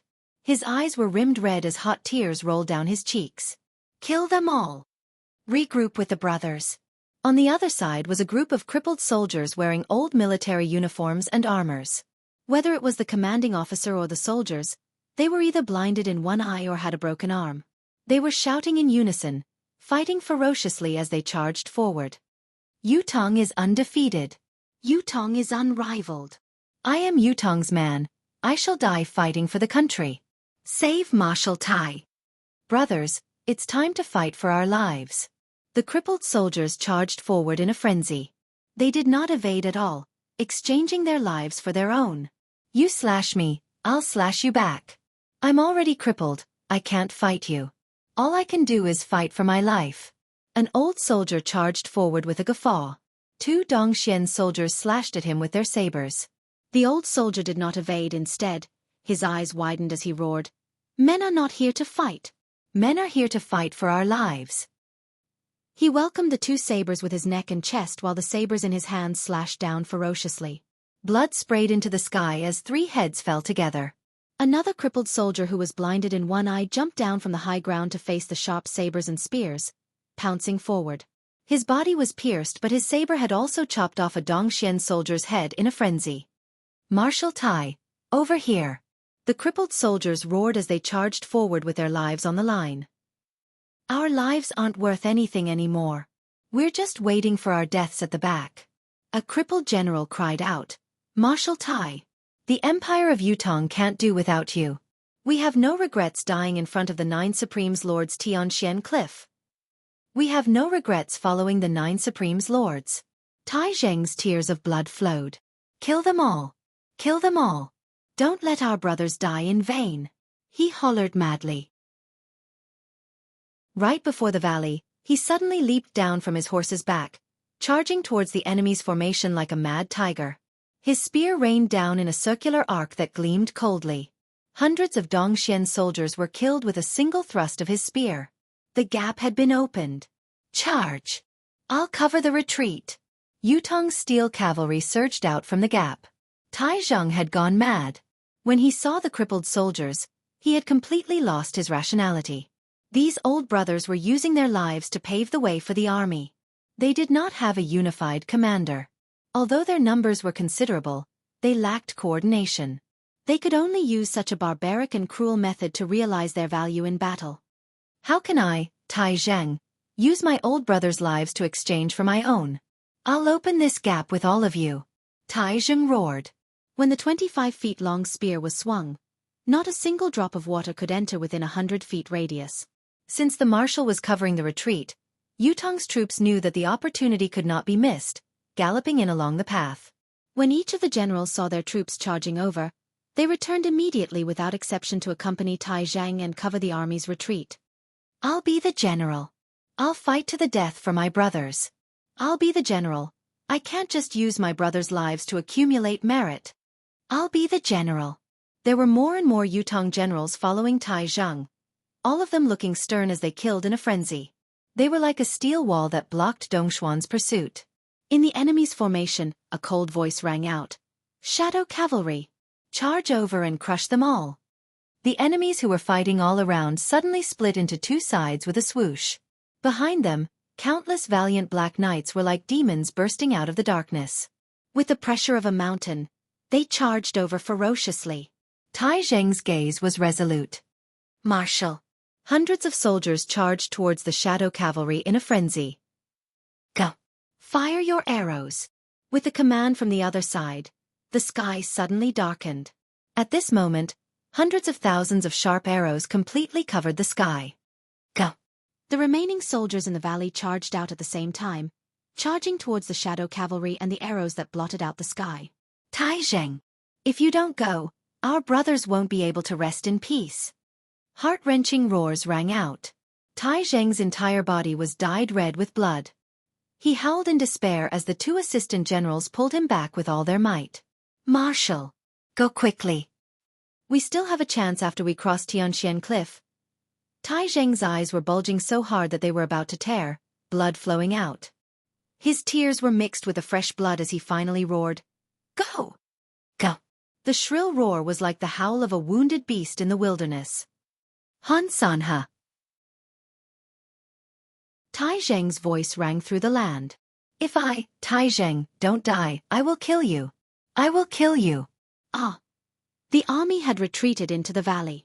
However, Han Sanha's Dongxian troop was chasing after them in a frenzy as if they had risked their lives, almost biting the tail of Yutong's army. Shadow cavalry. Even if we have to run to our deaths, we must not lose Tai Zheng's army. This was Han Sanha's absolute command. This god of war had a cold heart that was beyond anyone's imagination. He was ruthless to the enemy, but he was merciless to his own soldiers as well. This was a once-in-a-lifetime opportunity. As long as they pursued Tai Zheng's defeated army, Yutong's military force would crumble completely. Even if Yutong still remained in the world after this war, the natural barrier of Yutong would be lost and half of its territory would be lost. It would also be removed from the ranks of the 5 empires. It would then be reduced to a weak force at the mercy of others. Han Sanha had decided that he would not give Tai Zheng a chance to regroup his army, no matter the cost. All members of the Shadow Cavalry attacked Tai Zheng. The countless remaining soldiers opened up a path spontaneously, allowing their brothers to enter, but they did not move. There's no use in a crippled body. Cover the army with your life. Countless remaining soldiers used their lives to initiate a spontaneous charge, charging forward in a frenzy against the enemy army that was coming at them from all directions. Even if they could only delay the enemy by a single step, they had to charge forward. Brothers who have fallen in battle back then. Someone hollered, I'm coming. Brothers, you're all here. A burly man bellowed, waving his saber with his remaining arm as his muscular body charged forward like an iron tower. Brothers' families, I, Du Haizi, can't do my best anymore in the future, but your father is happy to see all of you. I have no regrets. Ha ha. Hundreds of remaining soldiers guffawed together, raising their sabers as they charged into the enemy's formation. No regrets for the empire. No regrets for the family. No regrets for the brothers. On the other side was a cliff. On the cliff, the 800 remaining soldiers had thrown all the rocks they had collected down, but they still could not stop Dongxuan's army. Suddenly, an order was issued. One man, one saber, stop them with our lives. The 800 remaining soldiers formed groups of 50 men, jumping down from the 300-feet-high cliff with bloodshot eyes and sabers in their hands. It was just that there was no chance of survival at this height. They had treated their bodies as rolling logs and boulders with sabers. If I can kill one of them, it's my gain. If I can crush one of them, it's my gain. If I can't kill or crush them to death, I'll King fall as a rock to stop your advance. Tai Zheng's tears of blood flowed. There were a few times when he wanted to cry out and die fighting here. However, he did not even have the chance to reorganize his troops. Being chased from the back, Tai Zheng had wanted to reorganize his troops several times, but it was too late. The shadow cavalry was less than 1,000 feet behind them. If they were to stop and reorganize at such a distance, a single charge from the enemy could annihilate all of them. They could only run. Run to a safe distance. However, how could the enemy give them such a safe distance? The forest on both sides was dense, the weeds were overgrown beneath their feet, almost reaching their waists. The northwest wind howled, almost blowing at them as they ran. Tianxian Cliff. They had arrived at Tianxian Cliff. Tai Zheng cried into the sky. Tianxian Cliff. The 9 Supremes have sacrificed themselves here. Do I, Tai Zheng, have to die fighting here as well? So what if I, Tai Zheng, die fighting? I hate that hundreds of millions of Yutong's people are going to perish under Dongshuan's shadow cavalry. I, Tai Zheng, die with everlasting regret. 9 Supremes. If you can see this from the heavens, save Yutong. Save Yutong. Tai Zheng cried in despair, spitting a mouthful of fresh blood. At the corner, countless silhouettes of the shadow cavalry had appeared in a flash. In the dark, 40 to 50 phantom-like silhouettes appeared. Without a sound, the cold gleam of their swords and sabers formed a bright circle around Tai Zheng. Dark shadows. Tai Zheng was exhausted, but he suddenly guffawed. Your father has long heard of Dongshuan's dark shadows. Come on. He bellowed and took large strides forward. The people in the dark shadows fell from all directions without a word. With a roar, Tai Zheng counterattacked swiftly with his long sword. However, he was a general after all. Facing such martial world experts, he was obviously no match for them. In the blink of an eye, his body was already riddled with wounds. Martial. Dozens of janissaries sprung up and welcomed the sabers and swords with their own bodies in the air, blocking the sudden attack for Tai Zheng. Fresh blood splattered. Warm drops of blood fell on Tai Zheng's face. Tai Zheng bellowed, his eyes wide with rage, his heart aching so much that he almost stopped breathing. Another dozen of janissaries charged forward with all their might. In the dark night, a coarse laughter rang out. Marshal, don't forget me for the wedding wine. In the next moment, the person who said this had already plunged his saber into the enemy's chest, and the enemy's head flew high into the air with a flash of cold light. In the dark night, only the whistling of sabers and swords could be heard and the sound of blood spurting could be heard. Tai Zheng's body swayed and he fell to the ground. Beside him, a guard breathed with difficulty. There was a ghastly wound between his waist and abdomen, his intestines almost popping out as blood gushed out. Brother! Tai Zheng tore off a piece of his shirt with difficulty, wanting to bandage his wound. Marshal! The wounded soldier on the ground suddenly bellowed and sprung up with all his might, pushing Tai Zheng aside. A saber fell like lightning and sliced into his abdomen. Tai Zheng roared and slashed the assassin from head to toe in a frenzy. He then turned to look at the wounded soldier. Brother. Marshal. The wounded soldier smiled. Don't forget me for the wedding wine. I wanted to congratulate Marshal with my unparalleled military merit. I'm sorry. His head tilted to the side and he stopped breathing. Yes, brother. Drink as much as you want. Tai Zheng's eyes were brimming with hot tears, his voice choking. Brother, my brother. Countless personal guards rushed forward and fought with the enemy in the darkness of the night. The sound of metal blades slicing through the air was endless. Outside the valley, the rumbling of hooves was getting closer. The shadow cavalry had arrived. Yutong's steel cavalry who were retreating suddenly reined in their horses in unison, their faces solemn. Marshal, let's fight! Tens of thousands of people shouted at the same time, their eyes bloodshot. Fight! Tai Zheng stood up with difficulty, his muscular body drenched in blood from top to bottom. He murmured to himself, then suddenly roared, Let's fight! I, Tai Zheng, have let down my brothers in this life. Let us fight to the death together. Beneath the ground, we shall unite our troops and fight again. It's the brothers who have let down Marshal. An assistant general's voice was choking. We wanted to congratulate Marshal with our unparalleled military merit. It's too bad that we brothers have let down Marshall. Sister-in-law is the one who has let down the most. Sister-in-law. Tai Zheng's gaze froze. The frail silhouette leaning against the door seemed to have suddenly appeared before him. The battlefield is perilous. Take care. Yes, Qian'er. When I come back, I'll take you as my wife. I want the entire army, the entire nation's people to celebrate our victory, to celebrate our wedding. I'll wait for you. Tai Zheng laughed forlornly at the sky. He had joined the army when he was young. His military career was long and arduous. It was only when he was 39 years old that he finally had the thought of starting a family. Who would have thought that it would all be for naught? The enemy's hooves thundered in his ears, their cries deafening. Don't think you can escape, Tai Zheng. Kill. The gentle face gradually faded from Tai Zheng's sight, turning into the swaying scenery far away. After I die, find a good husband. But remember, don't look for someone from the army.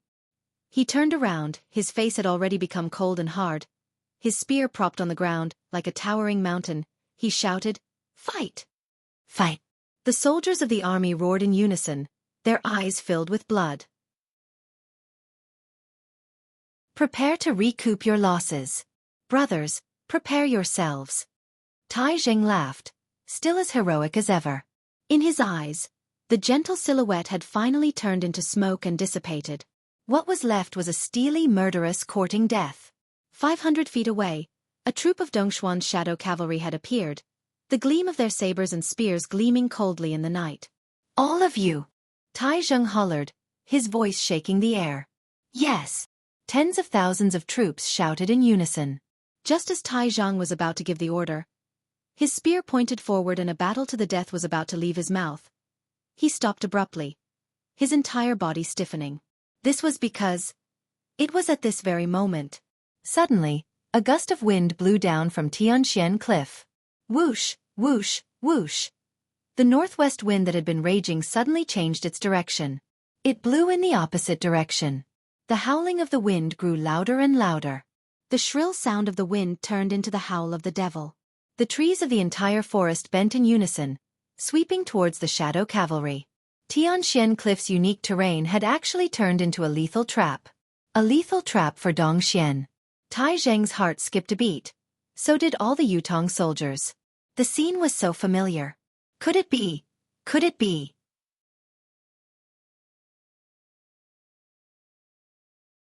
Chapter 85. A fierce wind suddenly rose in the opposite direction. With a whoosh, the wind suddenly reached its peak. The weeds on the road flew up violently, and the branches on the trees suddenly snapped. Whoosh, whoosh, whoosh, whoosh, whoosh, whoosh, whoosh, whoosh. As for Yutong's soldiers, they were not affected at all. Tai Zheng's face was drenched in blood and tears, but he stood still as if he had suddenly stiffened. His eyes were like bronze bells as he stared in the direction of Tianxian Cliff. 9 Supremes. Supreme wind is here? As the sound of the wind reached its peak, a ball of fire suddenly shot up into the sky from behind Tai Zheng. The fire soared into the sky, spreading towards Dongshuan's army at an unbelievable speed. Just as the fire appeared, it had already scorched hundreds of feet into the air. The Dongxian shadow cavalry that had just charged over, numbering up to 1,000 men, were instantly engulfed in the sea of fire. The rest of the cavalrymen were urging their horses to gallop with all their might. They simply could not stop in time and crashed into the fire one after another. Immediately, miserable cries rang out from all directions. The fire crackled like a demon's before it soared into the sky with a boom and spread across the plains. Dongshuan's army within a 300-mile radius was suddenly engulfed in a frenzied sea of fire. There seemed to be a demon laughing in the flames. How dare a Dongxian brat act so presumptuously in front of Tianxian Cliff? The wind howled. Raging flames rushed to the heavens. Supreme wind and flame. Hundreds of thousands of Yutong soldiers were teary-eyed. Looking at the silent Tianxian Cliff, they suddenly knelt down in unison. 9 Supremes Lords. With a roar, the voices of these hot-blooded men who were walking the line between life and death choked, hot tears swirling in the air. Han Sanha looked to the southwest where Tai Zheng had already broken through the siege. The shadow cavalry had already chased after them. 30,000 shadow cavalry flanking and 50,000 pursuing. Han Sanha was certain that Tai Zhang would not stand a chance against such a fearless charge. Even if it was him, there was absolutely no way for him to regroup and fight again under such circumstances and turn defeat into victory. The outcome of this battle was already decided. After planning for so long, it was finally time to reap the harvest. Fortunately, the 9 Supremes were no longer around. Otherwise, faced with the complicated terrain of the Empire of Yutong and the presence of existences like the 9 Supremes, they would not have dared to advance recklessly. Because they didn't know when they would be ambushed. Moreover, he would lose in a baffling manner. Marshal, Yutong has almost completely lost to you this time. The general at the side had an excited look on his face. Only the marshal can accomplish this feat of expanding our territory. Han Sanha smiled calmly and said, "This old man has spared no expense in military strength in this battle. I forcefully annihilated Tai Zheng's 100,000 troops and 200,000 reinforcements. It's still too early to say that I'm expanding my territory. However, the Empire of Yutong's energy won't be able to recover for at least 10 years after this battle. Our army's biggest gain should be pushing our territory 2,000 miles forward, right towards Yutong's capital. But we can't say that these are already in our hands." There was a deep yearning in Han Sanha's eyes. Because there are still 2 old men in the Empire of Yutong who have yet to make a move. Although Qiu Jianhan and Lang Daoyin are known as the saber and sword duo, they haven't led an army for so many years. Besides, they're getting on in years and are no longer what they used to be. Marshal will definitely be able to do it. A general at the side fawned over him. Yes, the Empire of Yutong's elites have been defeated by the Marshal after this battle. Even if Qiu Jianhan and Lang Daoyin are the saber and sword duo, what can they do when they have no soldiers to use? Han Sanha said faintly, "Perhaps Mu Wuyun's lack of soldiers makes sense, but Gao Han, you said that they are no longer what they used to be. You have to pay attention. As a general, you must never underestimate the enemy at any time. This is a fatal thing and the cause of defeat." The 2 generals beside him bowed at the same time. This lowly general will remember it. Even if they have no soldiers to use, these 2 old men can still defend Yutong and contend with me for 3 to 5 years. Han Sanha's expression was bleak. Because the Emperor of Yutong trusts these 2 people without reservation. Behind him, Mu Wuyun, Gao Han, and Zhang Gu were silent, not daring to say a word. The old marshal's meritorious deeds were enough to intimidate the emperor. Dongshuan's emperor was extremely wary of the old marshal now. This was no longer a secret in the military. Han Sanha's words were, of course, spoken from the bottom of his heart.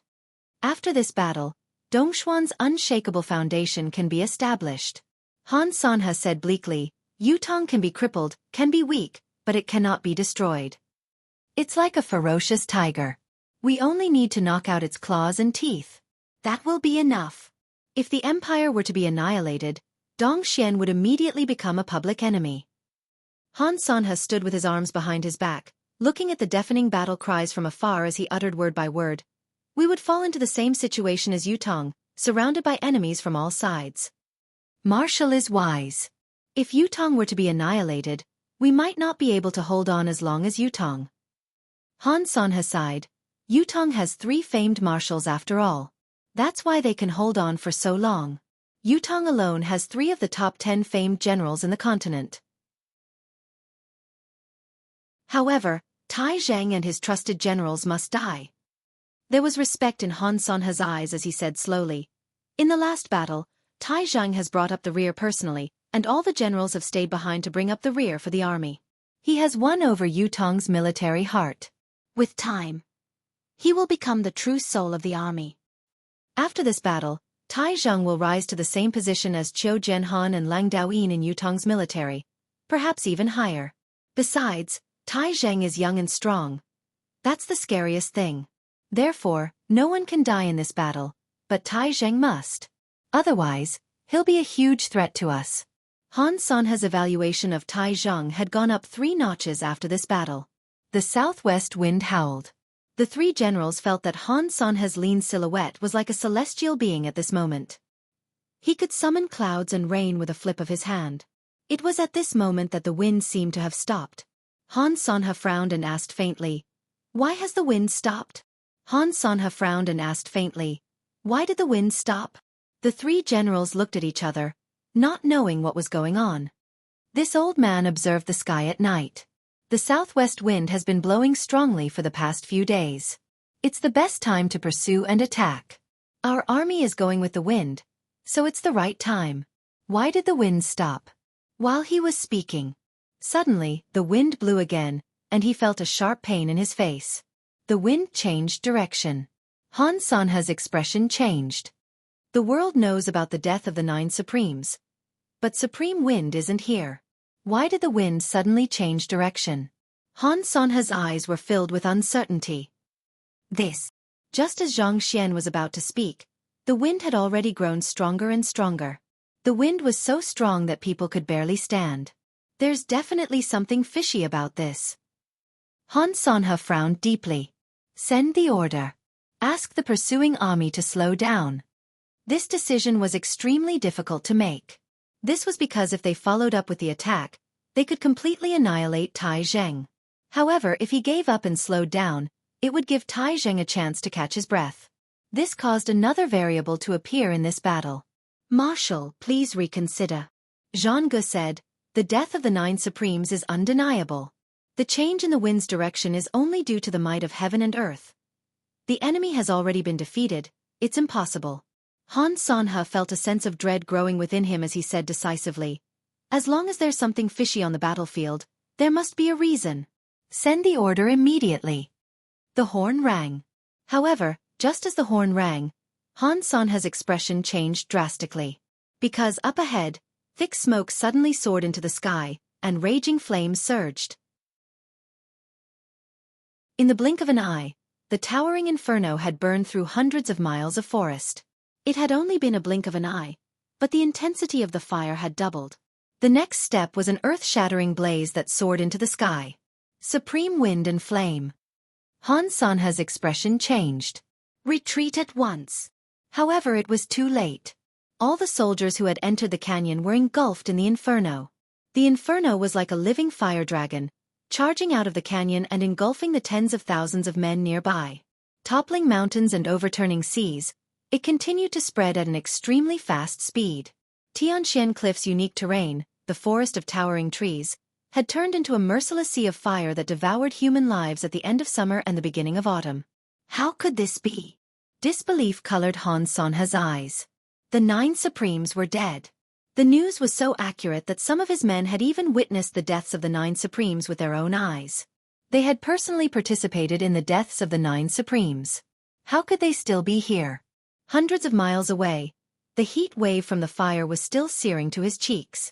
All of this was like a dream, unbelievable, yet it was happening right before his eyes. A gust of wind and fire had turned an army of 200,000 men into nothingness. What pained Han Sanha the most was the 80,000 shadow cavalry. Retreat! Assemble! Count! Clear the losses! Han Sanha ordered through gritted teeth. Give up on the pursuit. Shift to defense. This battle has been lost. Retreat. Return to defense immediately. Defend the border. Lunar Wall Fortress. Abandon the westward strategy immediately. As Han Sanha finished speaking, his skinny frame stood on the peak of the mountain. Suddenly, his face paled and he swayed. This battle was too much for him to accept. He knew that the 9 Supremes were dead. That was why he had accepted His Majesty's order to lead the army here. He had not expected that they would fall into a vicious trap in this battle. The 9 Supremes were not dead. Supreme Wind and Flame had attacked and killed hundreds of thousands of Dongxuan's elites in just one battle. If they dared to advance recklessly onto such terrain, if the other Supremes were still around, even if the 400,000 men were to be wiped out, it would not be surprising at all. Han Sanha gritted his teeth, a sharp, murderous glint in his eyes. Who was it that provided such absurd and erroneous information? Investigate it when we return. The 9 Supremes were dead, and the empires of the continent were recuperating, replenishing the resources that had been damaged by the previous years of war. This was not the time to send troops, but the empire had to. Now, they found out that the 9 Supremes were not dead. Had they used 200,000 men as a test? The doubt rose instinctively in Han Sanha's heart. Thick smoke billowed 800 miles in front of him as flames soared into the sky. Countless men and horses were like fireballs, rolling and screaming amidst the conflagration. Some of them fell silent as they rolled, but the flames were still burning fiercely. Han Sonha closed his eyes dejectedly. After a long time, he uttered word by word, "This war is the shame of this old man's life."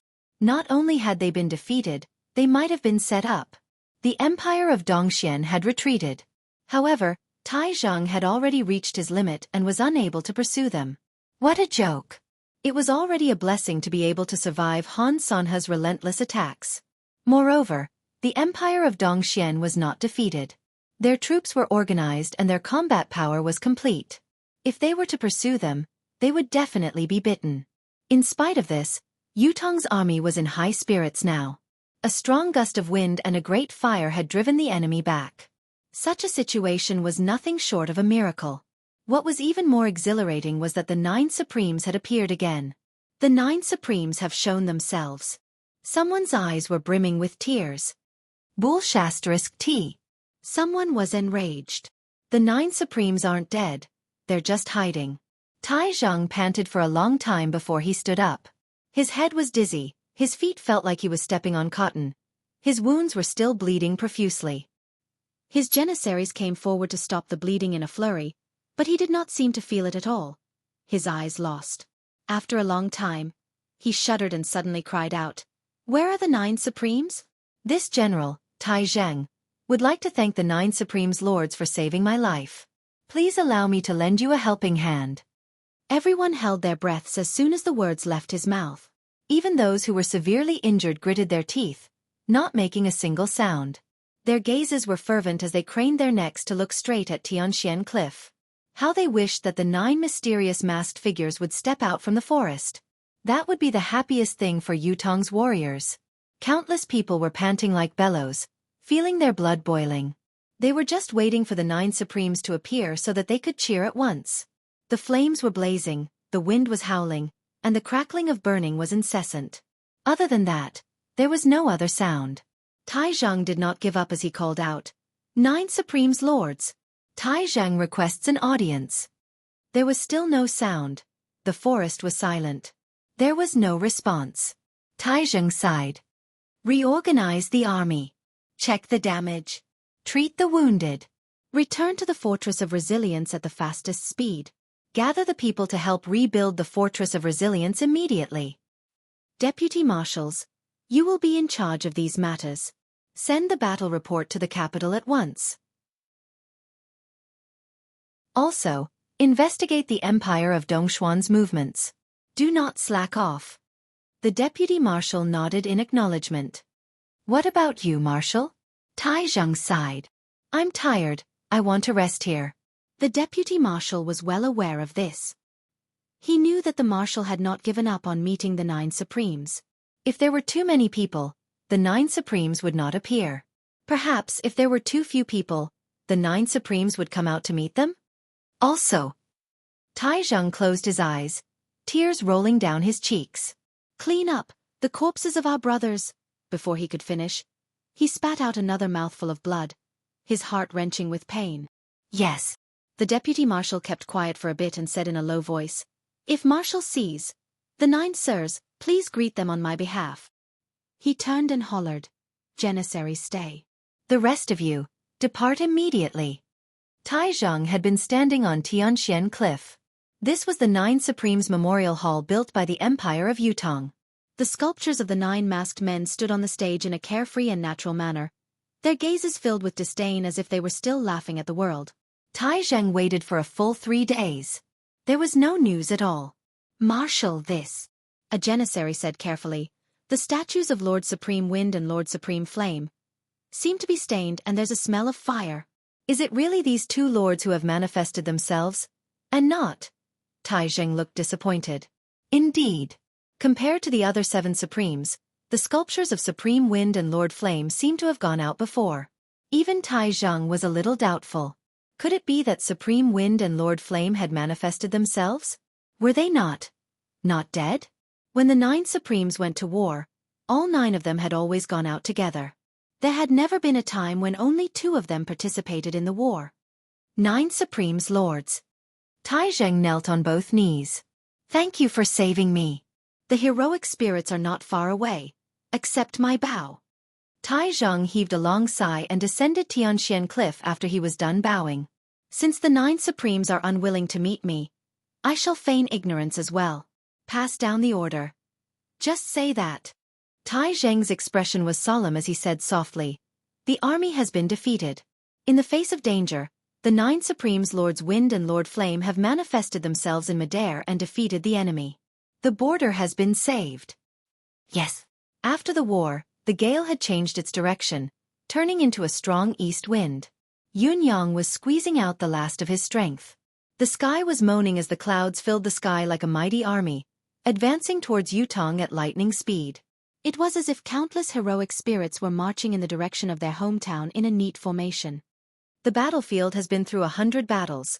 A general can't avoid death on the battlefield. A man should have no regrets in life. What harm is there in dying for the country and the people? The loyal heart shines like the sun and moon, the iron bones forge the border.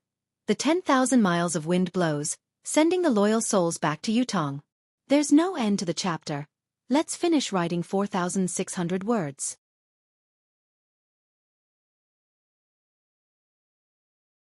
Chapter 86. The entire empire of Yutong was boiling with excitement. The 9 supremes had manifested themselves and defeated the enemy. This was a story with a strong sense of legend, but when it was narrated vividly by the mouths of hundreds of thousands of soldiers on the battlefield, only God knew how much shock it would cause. 3,000 miles of haste. The good news was relayed on horseback. Along the way, the empire of Yutong was bombarded by the news in just 7 to 8 days. After a great victory on the battlefield, the country was protected, the strong enemy had retreated, and the country was safe. It was in such a war that the legend of the 9 supremes was born. In the tea house. Did you know? The 9 supremes lords have appeared again. I only know that the 9 supremes lords have shown themselves and repelled Dongxuan's army. That's right, that's right.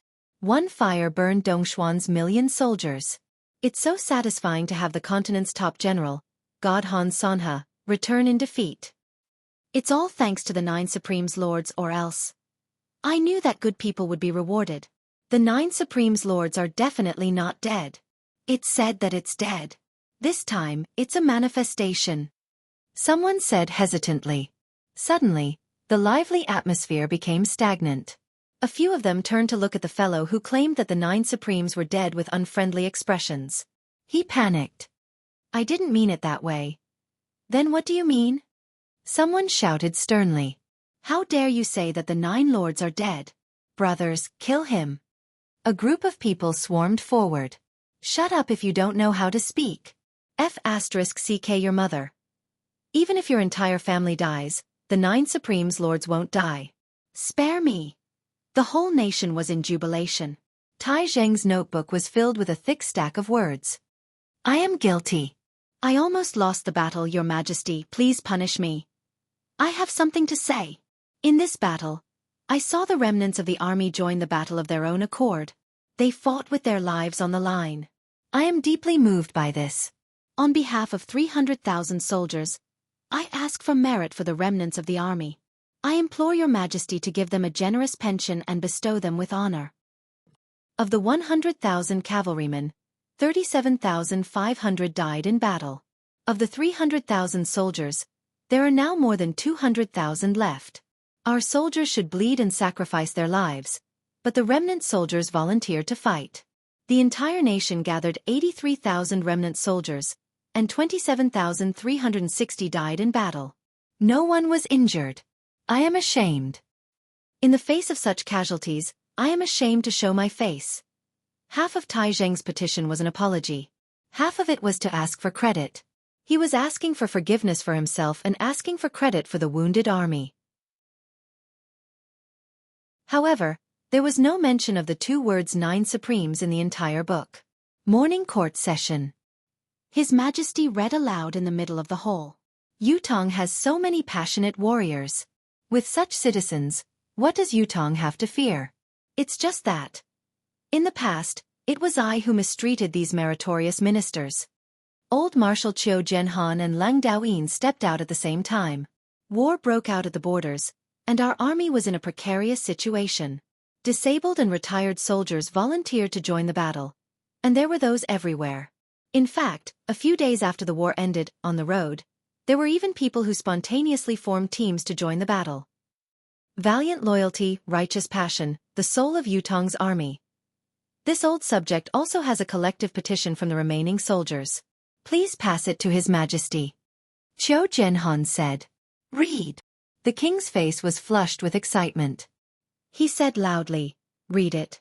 Read it to all the civil and military officials. Let them remember it and teach the officials at all levels how to be good parents. Yes, Your Majesty. The old marshal acknowledged and took out a letter from his bosom. When he opened it and glanced at it, he was stunned for a moment. Immediately after, his burly body trembled, and his tiger eyes instantly turned red. Only a few words. The old marshal's voice was trembling. Long live Your Majesty. This subject is blessed to see His Majesty's face. As soldiers of the army, we only regret our incompetence and disability on the battlefield. We can no longer bathe in blood on the battlefield with our comrades and contribute to the nation. We are ashamed. We are ashamed to receive Your Majesty's annual pension. Now that the nation is in danger, we killed the enemy on our own accord. It is our duty. We do not ask for any reward. Once the war is over, we will disarm and return to the countryside. We beg Your Majesty in death. The brothers who perished in this war have wives and children at home. Please, Your Majesty, be merciful and compensate them generously. Our wish is fulfilled. We have nothing else to ask for. As men of the army, our hearts are filled with passion. Whenever the country needs us, we shall fight on the battlefield again. It was obvious that the letter from the remnant army's representative had been embellished, but the letter was not particularly well written. The wording was average, even a little incoherent. There was no literary flair to speak of. However, the vast loyalty and hot-bloodedness in it were vividly displayed. Old Marshal Qiu Jianhan read it without changing a single word. The entire imperial court was silent. Good, good, good. After a long time, His Majesty praised them thrice with hot tears in his eyes. These are my people. These are Yutong's children. I am deeply gratified and deeply touched. If I don't commend them for their bravery and loyalty, before His Majesty could finish, the old marshal apologized. Your Majesty, please don't be angry. This old official has something to say. These remnant soldiers have returned home after the war ended. Now that they are scattered, I'm afraid it will be difficult for them to gather again. It was extremely rude to interrupt the Emperor's speech. However, old Marshal Qiu had to say it because if His Majesty were to mention commendation or something else, such as the need for a ceremony, then it would be difficult for them to gather. It would become an awkward matter instead. His Majesty was rather disappointed. Won't I be mistreating my meritorious subjects? Lang Daoyin heaved a long sigh beside him and said, This official can guess what these old brothers are thinking. They don't think that they've contributed much, but they think that all of this is how it should be. Besides, they feel sorry for their brothers who went out with them but didn't come back with them. Lang Daoyin heaved a long sigh. Your Majesty, those who have survived the war will feel that being alive is the greatest gift from God. No matter how bad it is, no matter how difficult life is, it's still much better and happier than those brothers who are lying on the battlefield. Old Marshal Qiu understood the sentiment as well. Sigh. His Majesty heaved a long sigh. If so, the 27,360 veterans who died in the war shall be compensated heavily. His Majesty said solemnly, 10 taels of gold for each family. Their children shall be subsidized in school. Also, this sum of compensation must be monitored properly. If there's any embezzler. His Majesty's voice was stern. 9 familial extermination. After the court session ended, everyone dispersed. However, old Marshal Qiu was kept behind by His Majesty. His Majesty was rather impatient. Is there any news? Qiu Jianhan shook his head. No. No. His Majesty looked at old Marshal Qiu suspiciously. Didn't Taizheng tell you? Old Marshal Qiu chuckled humorlessly. The letter is here. He took it out from his robe and passed it to His Majesty. This. His Majesty read it carefully and his eyes widened in disbelief. Taizheng. He said it too. Manifested? Old Marshal Chou's expression darkened, not knowing what to say. Bastard! His Majesty could no longer hold it in as he roared, stomping his feet. Do you believe it? Old Marshal Chou pursed his lips. I don't believe it either. Then, who is Tai Zhang trying to fool? His Majesty was furious. Am I that muddle-headed? Manifested? Tai Zhang must be muddle-headed. Call him back for this emperor. I want to punish him severely. Hold on, Your Majesty. Old Marshal Chou stopped him quickly and said after some deliberation, this old official can understand Tai Zhang's thoughts. Besides, it's indeed more appropriate to say that he manifested his spirit now. His Majesty was panting, but he finally started to think. He was not stupid after all. He was just concerned and confused. Now that Qiu Jianhan had pointed it out, he understood immediately. The 9 Supremes have always acted in unison. But this time, only Supreme Wind and Flame have appeared. Old Marshal Qiu Jianhan's expression was grim. Besides, Tai Zhang's secret letter said that he felt that the abilities displayed by Supreme Wind and Flame were much weaker than before. His Majesty's expression darkened. The battle at Tianxian Cliff must be true. Even if the 9 Supremes were lucky to have survived, the others, I'm afraid. As for the damage to their abilities, it's to be expected. If so, there are too many uncertainties in the battle at Tianxian Cliff. Old Marshal Qiu deliberated and said word by word, why don't we confirm this news as a manifestation, and then, and so on. This way, the country can be at peace and the enemy can be numb. In addition, the empires will definitely be suspicious and won't dare to attack. This will give us a chance to breathe. The crisis of the 9 Supremes. Let's not talk about the foreign and martial world, but the traitors in the imperial court and even the social classes must be found. Otherwise, there'll be endless trouble. If they can create Tianxian Cliff, can't they do it again? If that's the case, then it'll really be a catastrophe. Old Marshal Qiu tried his best to persuade him. As for Tai Zhang, there are many things to be done at the Fortress of Resilience now. Let him tidy things up there first. When the external affairs are settled, the reconstruction of the Fortress of Resilience is completed, and Dongshuan's external threat has been confirmed. Then we can summon Tai Zhang to the capital and let him report in detail to His Majesty. It won't be too late. By then, if His Majesty wants to punish this child, it'll only take a single word from him, Old Marshal Qiu said. That makes sense. However, Tai Zhang has a request, Old Marshal Qiu said. What request? His Majesty asked. He wants a grand wedding and to invite all the brothers in the military to his wedding wine, including the fallen soldiers. Old Marshal Qiu's expression was grim as he recounted the entire incident in detail. He sighed and said, This, His Majesty grinned. Does Tai Zhang have so much money to treat so many people to wine? Old Marshal Qiu coughed but did not speak. Treating hundreds of thousands of troops and brothers who had died in battle to a drink. It was an astronomical figure. I will pay for it. His Majesty gritted his teeth. Although the national treasury is empty, the money for the wine must be paid. Old Marshal Qiu sighed, hesitating to speak. The nation's money had been spent on the military and on the bereaved families of the deceased. His Majesty had never been lenient in this regard. However, the nation was truly out of money now.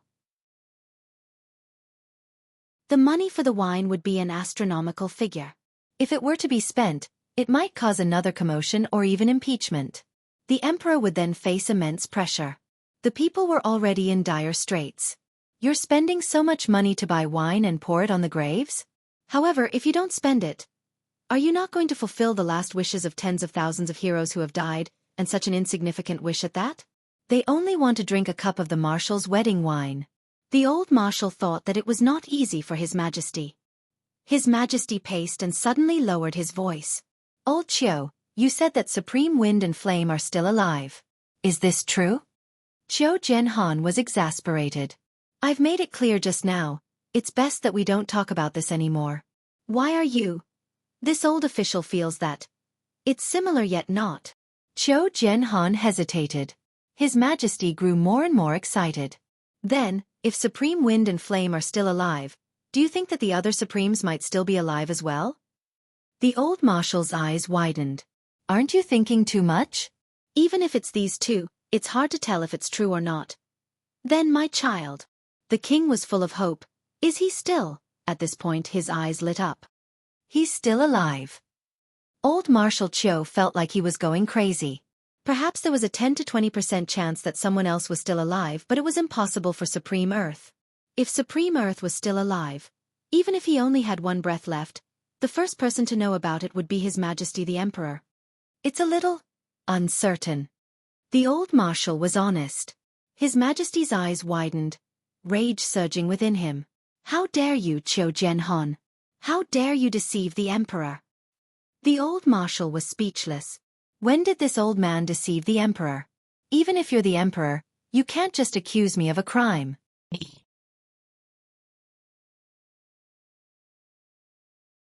Chapter 87. This old official is innocent. Qiu Jianhan was speechless. This old official has never lied to your Majesty. Your Majesty, this old official dares not accept this accusation.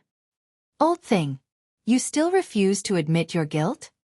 His Majesty was obviously exasperated. Witness and material evidence are here. Qiu Jianhan was confused. Humph. A secret letter. A secret letter. His Majesty stretched a hand under the old marshal's nose. Give it to me. Show it to me. Not giving it to me is a crime of deceiving the Emperor. What secret letter? A secret letter from Tai Zheng to you. You said it yourself just now. His Majesty's expression was ferocious with pride. I knew that you two master and disciple were in cahoots. Deceiving the Emperor. The old marshal recalled what he had said just now. Tai Zheng's secret letter said that he felt that Supreme Wind and Flame's abilities were much weaker than before. However, there was no mention of this in the report to His Majesty. His expression turned bitter. Gosh. The Emperor and his official were fooling around. His Majesty knew that he had been indulging in fantasy just now. He sighed and said, Old Qiu, what is that child from the Yun family doing now? Old Marshal Qiu said, I heard that he hasn't left the house for months, only keeping a cat at home. Keeping a cat, His Majesty was exasperated. This bastard. Old Marshal Qiu pursed his lips. After the meeting that day, His Majesty had left in disappointment, but he had sent a secret order. Pay close attention to Yun Yang. For this matter, the old marshal had sent out 30 secret agents from the Board of War. The entire residence of Marquis Yun could be said to be watertight in all directions. All the movements were under his watch. Is the residence of Yun still as quiet as before? His Majesty asked. It's all right. The old marshal chuckled humorlessly. That steward of his was originally an expert, but recently, he seemed to have a breakthrough and become stronger. And this little fellow, I don't know where, recruited another expert who's even stronger than that housekeeper. I heard that it was the mystical beast battle back then. Qiu Jianhan had already investigated this matter. After explaining it to the Emperor, even the Emperor felt that it was a little strange. Randomly picked up a person? An expert? And from then on, you're dead set on me? His Majesty smacked his lips. Such a simple-minded and loyal man. Why can't I find him? The old marshal looked up at the sky. Almost 2 months ago, Marquis Yun entered the palace. We talked for a while. His Majesty chuckled, but there was a flash of complicated light in his eyes. I have a question for him. You have been unmarried for so many years. When did you get such a big son? Old Marshal Qiu Jianhan was immediately intrigued. What did Marquis Yun say? This is the 6th time I've asked him this question, His Majesty said. Before, he always told me not to get involved in these things. But this time his story changed. He said, he won't rebel anyway, so what's the point of asking? The king smiled bitterly. The corners of old Marshal Qiu's lips twitched.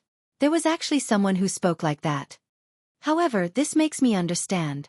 His Majesty said faintly, Yun Yang is not Marquis Yun's biological son.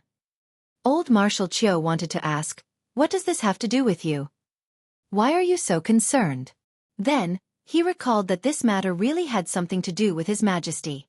If Yun Yang was Marquis Yun's biological son, he would be of royal blood. Luckily, he wasn't. Old Marshal Qiu was relieved. His Majesty said, it's always good to be careful. I have a feeling that the child is not as simple as he seems. His Majesty frowned. I also feel that the child is not as simple as he seems. The old marshal frowned as well. Both the emperor and his officials seemed to be deep in thought. The Nine Supremes manifestation this time. His Majesty snorted, obviously displeased with the word manifestation. He said, "This child hasn't moved, has he?" Qiu Jianhan shook his head. "He hasn't moved at all." Great young Master Yun, whom old Marshal Qiu had said was motionless, was indeed motionless now. At this moment, he was lying weakly on his own bed. His face was pale, and his cheeks were sunken in. He looked like a skeleton. Yun Yang was utterly exhausted during this period of time. His mental and physical strength were completely drained. It had been 50 consecutive days. Yun Yang had barely closed his eyes. The mystique wind conjuration was easy to cultivate. Wind and cloud were one. Yun Yang had only spent 10 days in the residence of 9 Supremes to open Supreme Wind's door. He had obtained the art of Crimson Sky. However, when he returned home with the art of Crimson Sky, he had Emmy's full help, 2 pearls of Flood Dragon, a sea of fine jade's air essence, and Emmy's own air of vitality. He had only managed to cultivate it after 8 days. Only then could he open 7th Brother Supreme Blood's room. He had obtained 6th Brother's Thundercrash spell, but the cultivation of the Thundercrash spell was much more difficult than the art of Crimson Sky. Yun Yang had cultivated the first stage without sleep or rest for 12 days, opened 6th Brother's room, and obtained 5th Brother's Fiery Charm. Only then did he truly begin to cultivate in the dark. The battle reports from the front line were like snowflakes. Tai Zheng was obviously not Han Sanhe's opponent. Han Sanhe's military tactics were superb, already at the pinnacle of the world. Although Tai Zheng was also a peerless general, he was still far from being comparable to the god of war. There was no telling when he would be defeated. Yun Yang had to cultivate the first 3 stages of Mystique Wind Conjuration and Fiery Charm before Tai Zheng's army was defeated. This was the bare minimum. Otherwise, it would be useless even if he went to the battlefield. During that period of time, Yun Yang cultivated like a madman. Emmy was constantly squeezed by him, almost going on strike. The energy of the 2 pearls of Flood Dragon was almost depleted. It was only after 1.5 months that Yun Yang finally broke through to the 3rd stage of Fiery Charm. He left his cultivation immediately and rushed to the battlefield. He had finally arrived at the critical moment. After that, he ran back through the night. When he reached home, he laid on the bed for a few days but was still weak. The exhaustion this time made Yun Yang feel like he was on the verge of dying at any moment. However, seeing the army celebrating in high spirits, the citizens cheering along the way, and the countless remaining soldiers returning in high spirits, Yun Yang still felt it. Worth it! Worth it! Especially when he saw Tiantong's remaining soldiers scatter outside the city yesterday, running back to their families and crying tears of joy. Countless joyous laughter, as if a heavy burden had been lifted from their shoulders. Countless elders' wrinkled faces had been filled with worry, but when they saw their loved ones returning, they smiled from the bottom of their hearts. Seeing these fearless men laughing heartily and raising their children high up in the air, the family seemed to be in a happy and harmonious mood. This is what I want to protect. Yun Yang lay on his bed, recalling these scenes, a genuine smile on his face. He was very happy. This was the first time Yun Yang felt the sense of fulfillment he felt after what had happened to his brothers. In life, there are things that one shouldn't do and things that one must do. A man is a hero if he does what he has the ability to do. He is a sinner if he doesn't do what he has the ability to do. This is my country. This is my family. I only want to have a clear conscience, that's enough. But I feel even more lonely now. After the war, the Empire of Yutong had finally entered a period of quiet peace.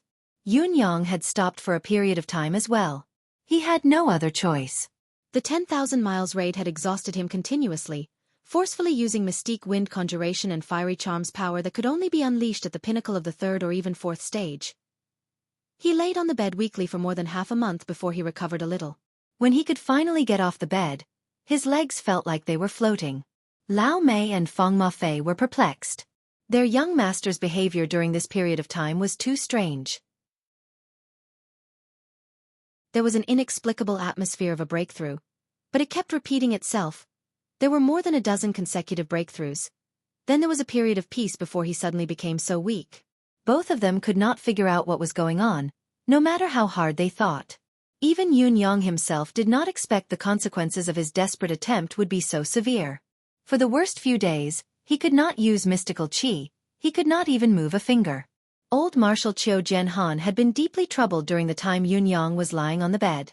After the old marshal and his majesty had finished talking and returned home, he realized that the atmosphere was strange. After a few days, the feeling grew stranger.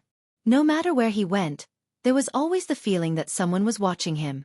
The situation was getting more and more serious.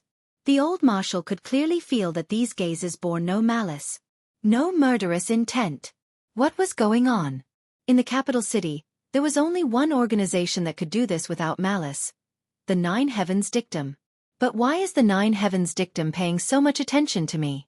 The situation had suddenly disappeared one morning after 10 days. Everything had returned to normal. It was as if the inexplicable gazes were old Marshal Qiu's own speculation. None of this had happened. Old Marshal Qiu knew it, but he did not take any action. In spite of this, he was sure of one thing. There must still be someone alive in the Nine Supremes. War was obviously out of his league, so the Nine Heavens Dictum was very nervous at this time. Perhaps the Nine Heavens Dictum did not know which of their bosses had made a move and wanted to see his reaction. The conclusion made the old marshal very happy. Although it was not a good feeling to be watched, the old marshal would pour himself a cup of wine almost every night in high spirits and sigh in contentment. Although he did not know who was still alive. As long as someone was still alive, this old man would be satisfied. Although Yun Yang could move now, he was still very weak. It was impossible for him to continue fighting the Four Seasons Tower. Therefore, he still stayed at home. He did not go out. However, one morning, the residents of Yun suddenly received an invitation. It was an invitation from Sira's house. Yun Zuiyu had invited young Master Yun to Sira's house, saying that there was a new song and dance that she wanted young Master Yun to take a look. When Lao Mei passed the invitation to Yun Yang, he could clearly see the momentary fear on Yun Yang's haggard face. It was an instinctive desire to escape. "I will be there on time," Yun Yang said with his eyes closed. Sira's house. When Yun Yang arrived, he was pulled by Yun Zuiyu for a private talk. In Yun Zuiyu's most secret chamber. "It's him. Is it him? Did he do it?" Yun Zuiyu's face was glowing. The light in her eyes was as dazzling as the stars in the sky. She was filled with hope and vitality. She was filled with longing. Supreme wind and flame helped in the battle. "Isn't it? Isn't it?"